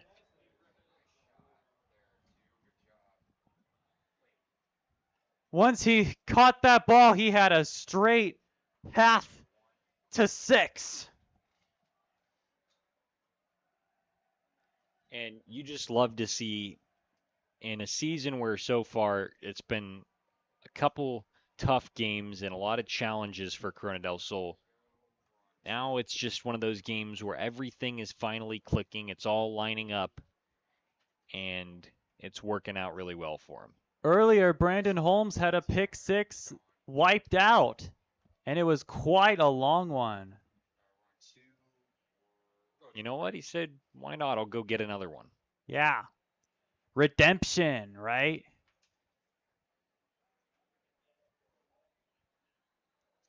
as we have flags. Oh, illegal substitution on the defense, 12 on the field. They couldn't get that last guy out. Marcos Deniza called for 12 on the field.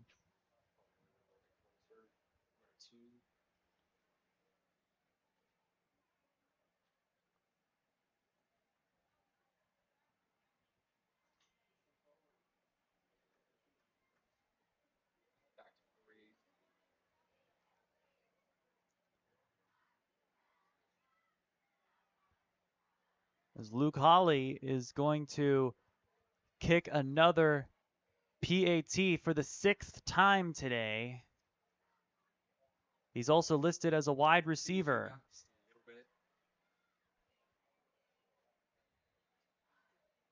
That is PAT number 6. He remains perfect tonight. And he remains perfect on the year, too. As Corona del Sol extends their lead 42-7. Wow.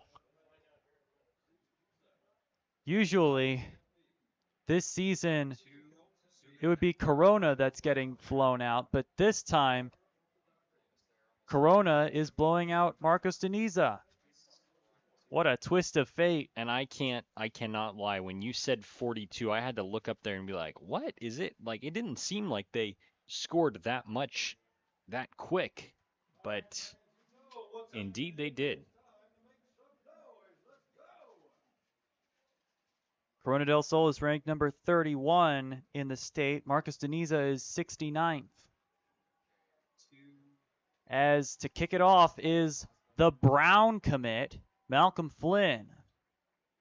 He'll be playing in the FCS in the Ivy League. And it sails out the back of the end zone for a touchback.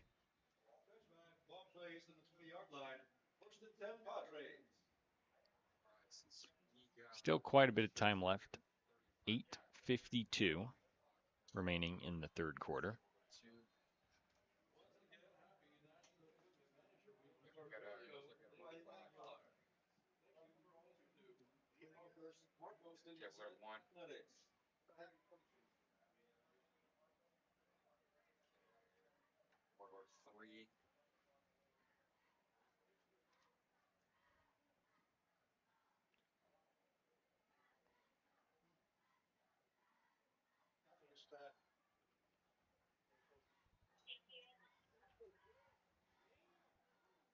Tegan Ligori Melendez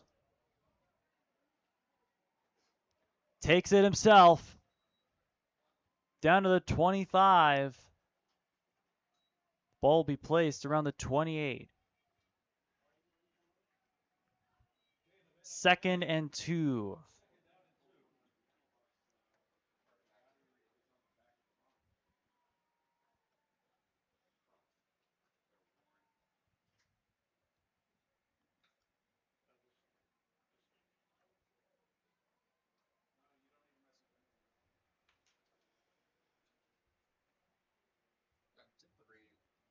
Lorenzo Alexander on the handoff.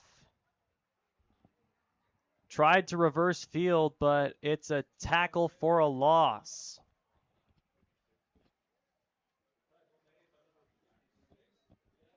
Ty Abella on the tackle.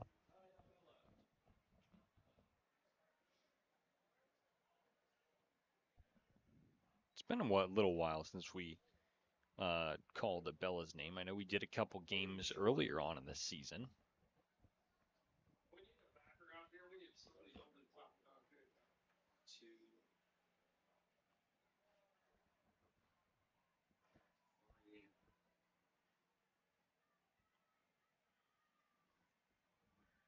Tony Anderson.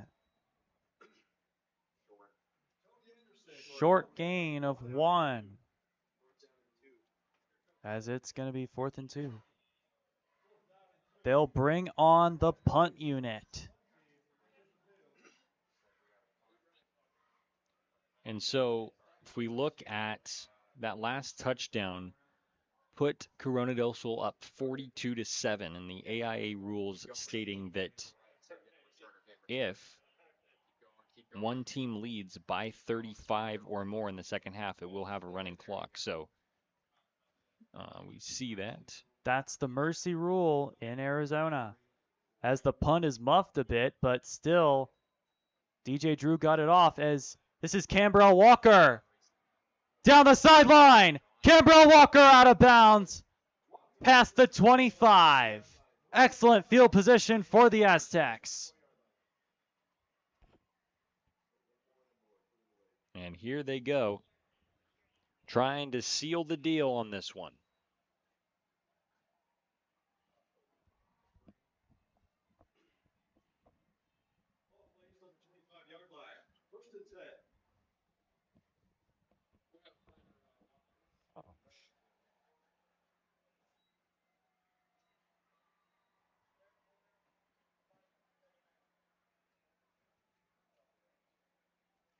Ackerley throws. Zuri Glenn in double coverage, incomplete. Knocked away.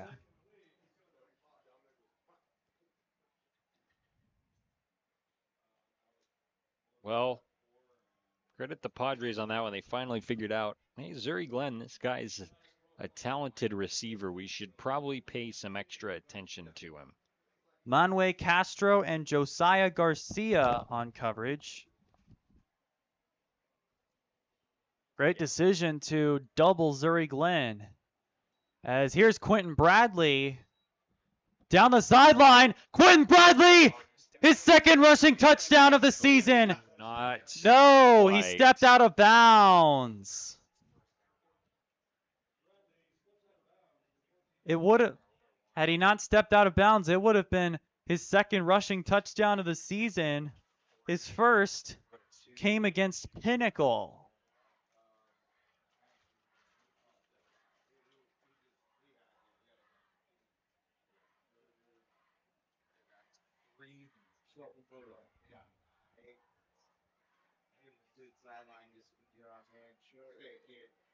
Quentin Bradley is wrapped up at the line of scrimmage. It'll be a gain of 1.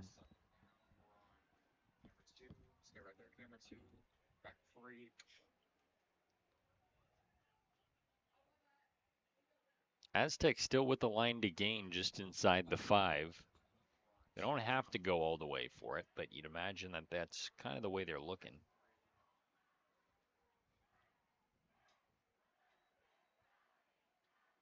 Ackerley throws. Jai Jones down at the 1. Oh my goodness. He didn't quite break the plane. He was trying to get a little toe tap in there, I think, at the goal line and just couldn't quite get there. But the bright side, that sets up a 1st and goal.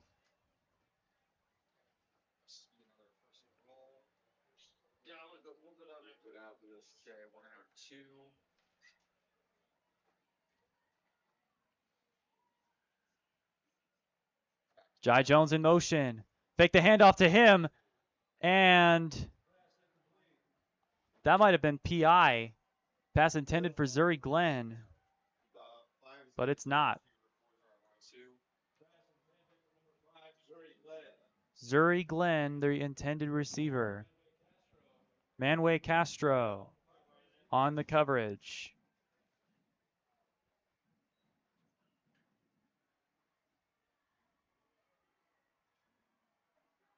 Jai Jones in motion again. Handoff. Mustachia. No, Bradley. Quentin Bradley, touchdown. Number 2 on the year.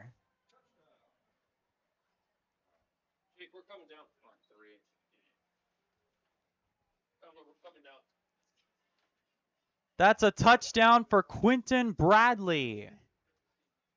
Another senior at the running back position, trying to do everything he can. We've seen him in action a lot in the second half in many of these games, and he's making himself known to the fans everywhere and to his Aztec teammates.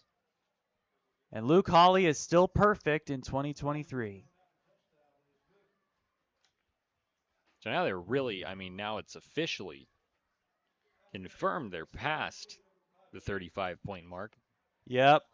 And yeah, as we see 42. 40, yeah. And 2:27 left to go here in this third quarter.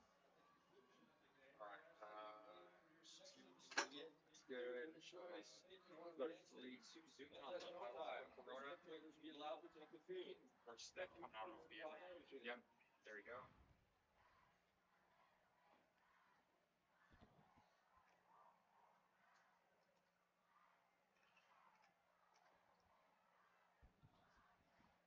I can't wait what Coach Barrow has to say after this one. I think he'll be very pleased with the way his guys showed up tonight. After all that they've been through the last couple of weeks, 3 straight losses to very tough opponents. This one, not tough at all. 4A against a 6A team. As Malcolm Flynn kicks, taken by DJ Drew. He's going to take it. And met at the 15-yard line. Oh, and late flags. Oh, no. That is Jason Gonzalez Jr. on the tackle.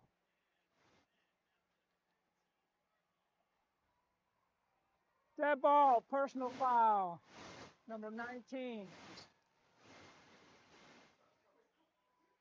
15-yard penalty, first down. As I say that, Gonzalez guilty of a personal foul. Yeah, and it's hard because you make a big play, you want to celebrate it, and at this point with the score the way it is, it's probably not going to hurt him really bad. But we've seen this team struggle with penalties at points early on in this season, and you just don't want to get into that habit of penalty after penalty after penalty.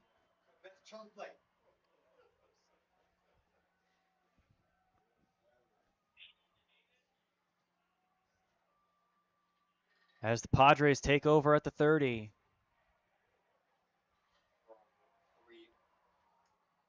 Liguri Melendez is going to take it.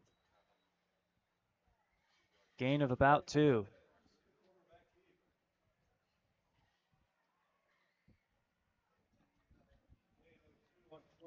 Second down and 8. That's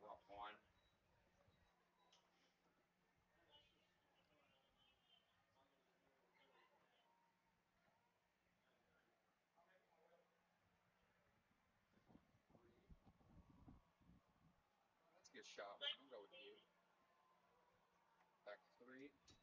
Tegan Liguri Melendez rolls to the right. Takes it. And out of bounds. I think he's short about a yard of the first down marker. We'll see where they spot it.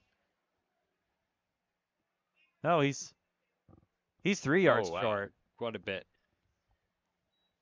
3rd and 3. Down and 3. Stop by the concession stand while you can. Concessions will be closed during the fourth quarter.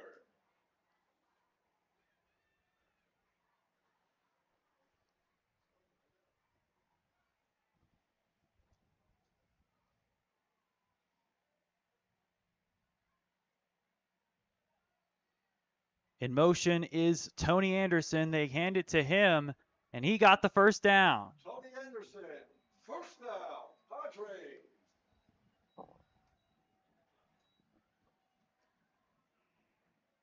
Tony Anderson, a guy we've seen all night long, doing everything he can for his team.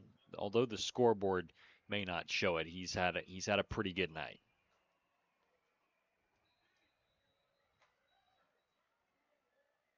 And that'll end the third quarter.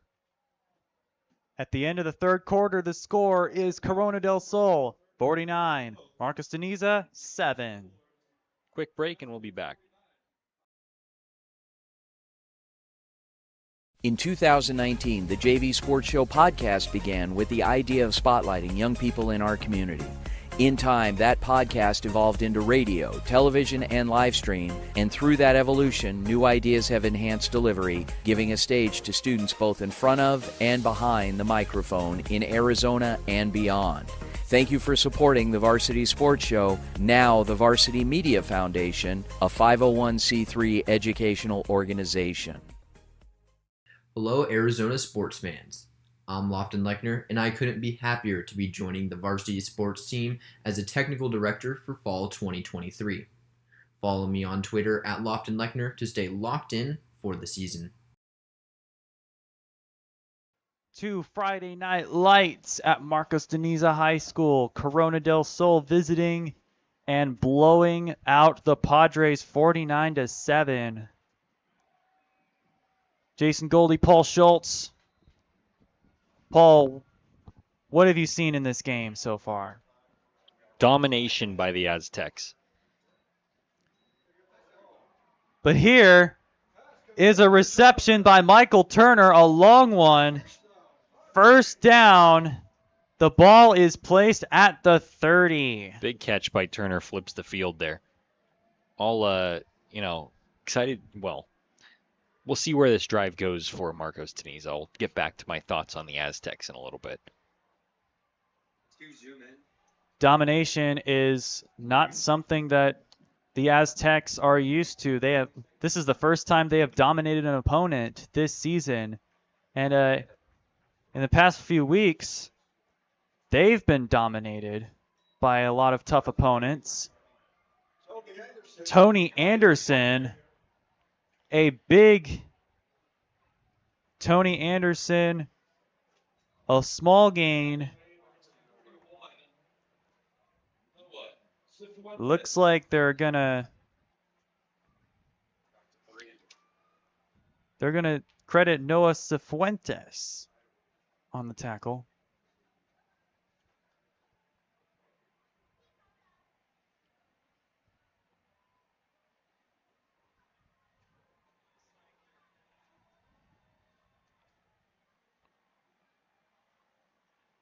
Anderson in motion. Handoff to Anderson. And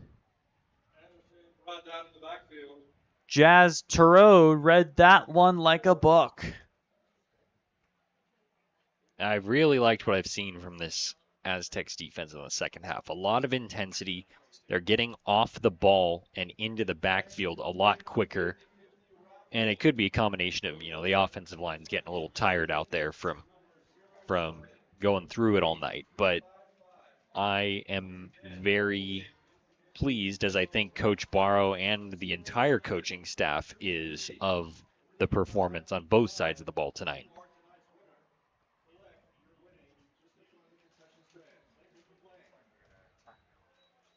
And, okay, Marcos de Niza calls timeout there.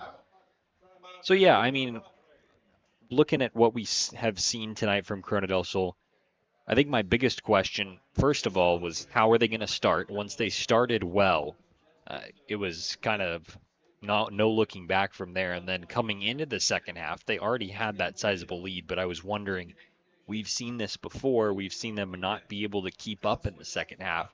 How are they going to come out of the locker room and perform? And I think they've done pretty much everything you could ask for at this point in the game. And I think this is a really good springboard game to go into next week and further into the season. It's going to be brutal the rest of the way. We've said it so many times that their schedule is not easy, but they do have the bye week next week to help them out, and they'll take a trip down to Tucson and take on South Point Catholic. South Point Catholic is where conference play begins for the Aztecs. But right now, we have to concentrate on the present, and the present is Marcos de Niza, their district rivals. Their crosstown rivals. As Jamari Turner in motion. Tegan Ligori Melendez rolls out to the left. Throws incomplete. Just incomplete. That would have been a heck of a catch there by that receiver. Down on his knees and just almost scooped the ball up off the ground. Jamari Turner. Folks, tune into the Varsity Sports Show on the radio every Saturday morning from 8 to 10 a.m. on KDUS AM 1060 for game recaps, coach interviews, and special sports segments from our contributors all morning long. And check out our Twitter at Varsity Show for more content. Yeah, one of our interviews that'll be out there tomorrow, we're talking to Coach Barrow after the game and one of our players of the game as well. And we'll hear those thoughts. Get that recorded later tonight and up on the show for you tomorrow morning. Speaking of which, who are you considering for your player of the game? I mean, there's a lot of guys, but I think you keep going back to Raiden Vinesbright. I mean, he's had a spectacular game. But it's hard. I mean, on the offense side of the ball, a lot of guys have had a good game. Connor Ackley's had a good game. That entire receiving core. But I think Raiden Vinesbright's the one that stands out. With 8.5 minutes left in the fourth quarter. The game winding down. Tegan Ligori Melendez throws it deep. Castro. Oh. And pass interference. Wow. Manuel Castro, the intended receiver. And that flag is surely PI against Isaiah McKay. That was, I don't know if I mean, we'll see. I don't know if I agree with that call. I think it was pretty clean unless I mean, obviously they have a better view of it down on the field than we do up here, but I didn't see a whole lot of hands going towards the end zone. And that's just, I mean, it's still 4th and 3 on the bright side. So I guess it's not pass interference. I thought I saw Isaiah McKay delivering a hit to Manuel Castro. Ligori Melendez evading the rush. Caught by DJ Drew. Verona del Sol rushed 4 on that one, and 3 of them got in there really quick to get the pressure on. Domination has been the major theme of the Aztecs season in 2023. You'd see on the screen a couple seconds ago, Isaiah McKay, man, he was fired up after that play going over to the sideline. Good vibes over there. The Corona del Sol, we got the student section still in full force. They're neon. A lot of the parents and fans over there as well for the quick trip up the road, and we can actually see the rural road sign. Oh, my goodness. Oh. Wow, that was... It's a short road down here. Go down the street. Make a left on Rural Road.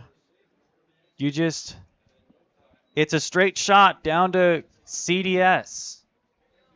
On that last play. Got a couple miles, a lot of signals. Cruz Swearingen now in at quarterback on that last play. Thankfully, the flag came in. But, oh, my goodness. He bobbled the snap. That's the second snap in a row that he has not expected. He just seems like he's been caught off guard by these. Cruz Swearingen, the backup quarterback. I think he's still getting back into the rhythm of taking reps back there. It's been a little while. Yes, it has. Last year in the playoffs. Yeah.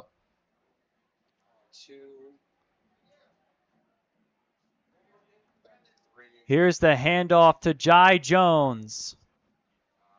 And flag on the field.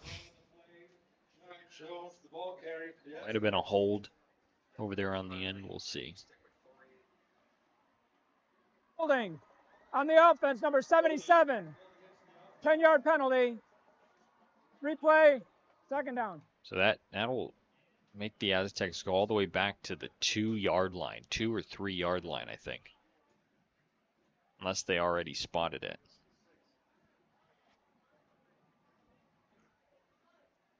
Nope, there they go. Okay, they'll spot him at the 6. Okay, we're back on 3. Cruz Swearingen in the shotgun. Takes the snap. Runs it. Down to the 20. Down to the 30. Out of bounds. All right, I think he got the first down on that one. Yep, he did. Man, Cruz Swearingen, I mean, as a receiver, you do have to have some sort of running skills to an extent, but he just did not like the reads he had there and took off with it quickly and a little shifty coming out of the backfield and got himself a first down. And man, if you're Connor Ackerley over there on that sideline, you're feeling pretty good right now with the way your night went and the way your team went tonight. Swearingen throws incomplete, intended for Dominic Ruiz.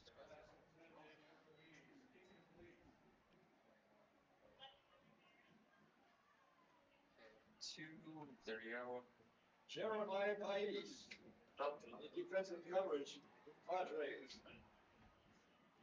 Second down and 10.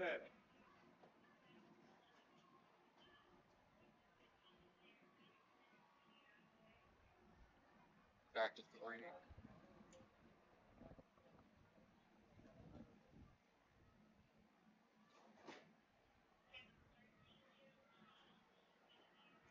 Bobbled the snap, incomplete. Looked like it was intended for Jason Gonzalez Jr. Swearingen really feeling the pressure on that one.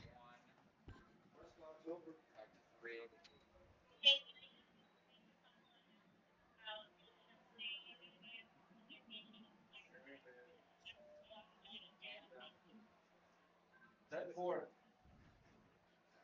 fans, remember at the conclusion of the game, we ask that you wait for your section of the stadium to be clear. 4.5 minutes left in this football game. Swearingen runs it to the 40. Out of bounds at the 46.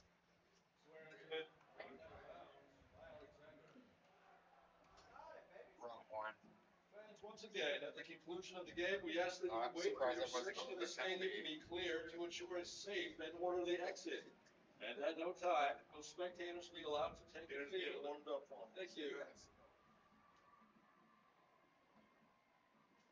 The clock continues to run as Corona del Sol has a 42-point lead. Swearingen's pass complete. Radon finds Bright all the way to the end zone. Touchdown, Corona del Sol. And the Aztecs extend their lead. You gotta love throwing the ball to RVB. You know what? That right there just cemented him as my player of the game. Yep. So looks like what that means is when the game's over, you're going to go down and pick his brain. I'd love to hear his thoughts on tonight, especially with the way he performed, the way his teammates performed. And Luke Hawley's perfect season continues.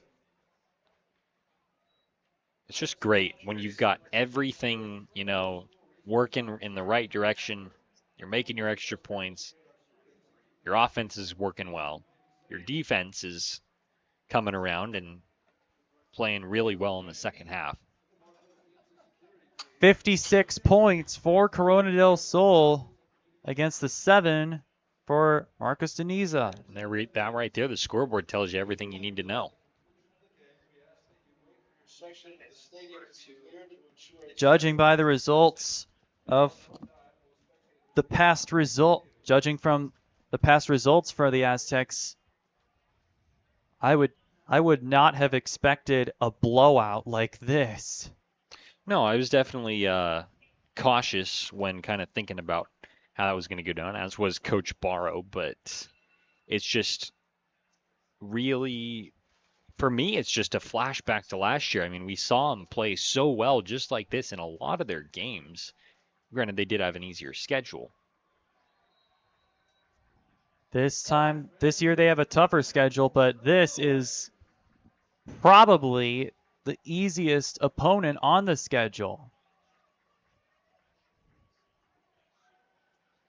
Casagrande's 5A. Marcus Deniza is only 4A. As that one goes into the end zone for a touchback.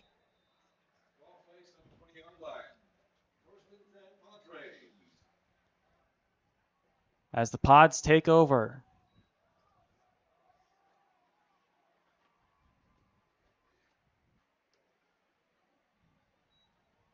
Fans, the Padres would like to thank Caleb Elgar, Administrative Assistant of Athletics, Evan Murciaga, Administrative Assistant of Activities, Charlton Cervantes, Administrative Assistant of Academics, and Anna Rogers, Administrative Assistant to the Principal, for their hard work and dedication to the MDN schools and community.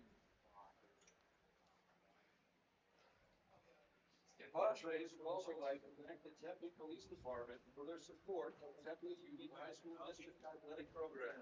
Thank you. Fans, once again, please wait for your section of the stadium to be clear to ensure a safe and orderly exit. And at no time will spectators be allowed to take the field at the conclusion of tonight's game. Thank you.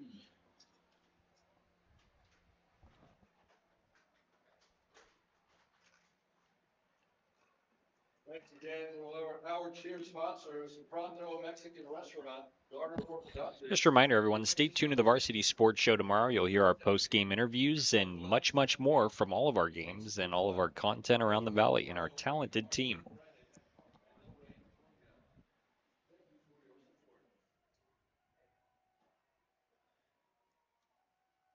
Paul Schultz is out. He's going to go down and interview Coach Barrow, who will also be on the Varsity Sports Show like he is every week. Paul's also going to interview Raiden Vines-Bright, who is his player of the game. As Tony Anderson there gets tackled by a host of Aztec defenders. Now it's 2nd and 1.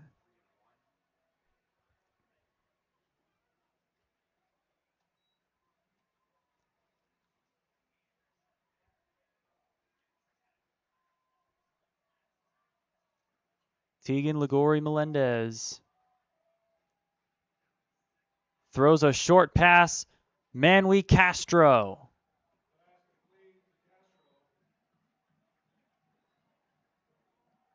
Looks like he got the first down.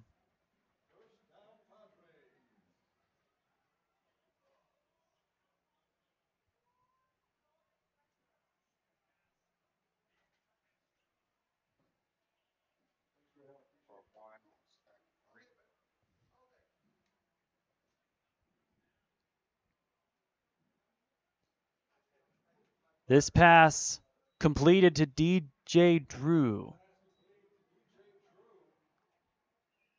Down to the 39-yard line.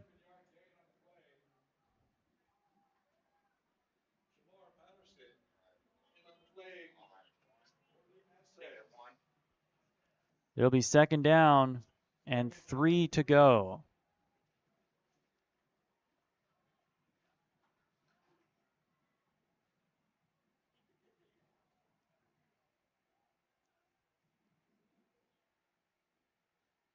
Ligori Melendez looks like he's going to throw it deep. Rolls to the left and throws it away. Almost sacked by Jazz Tureau.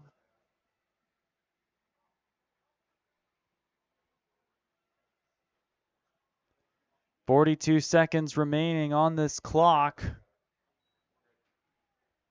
as it is 3rd down. Clock runs.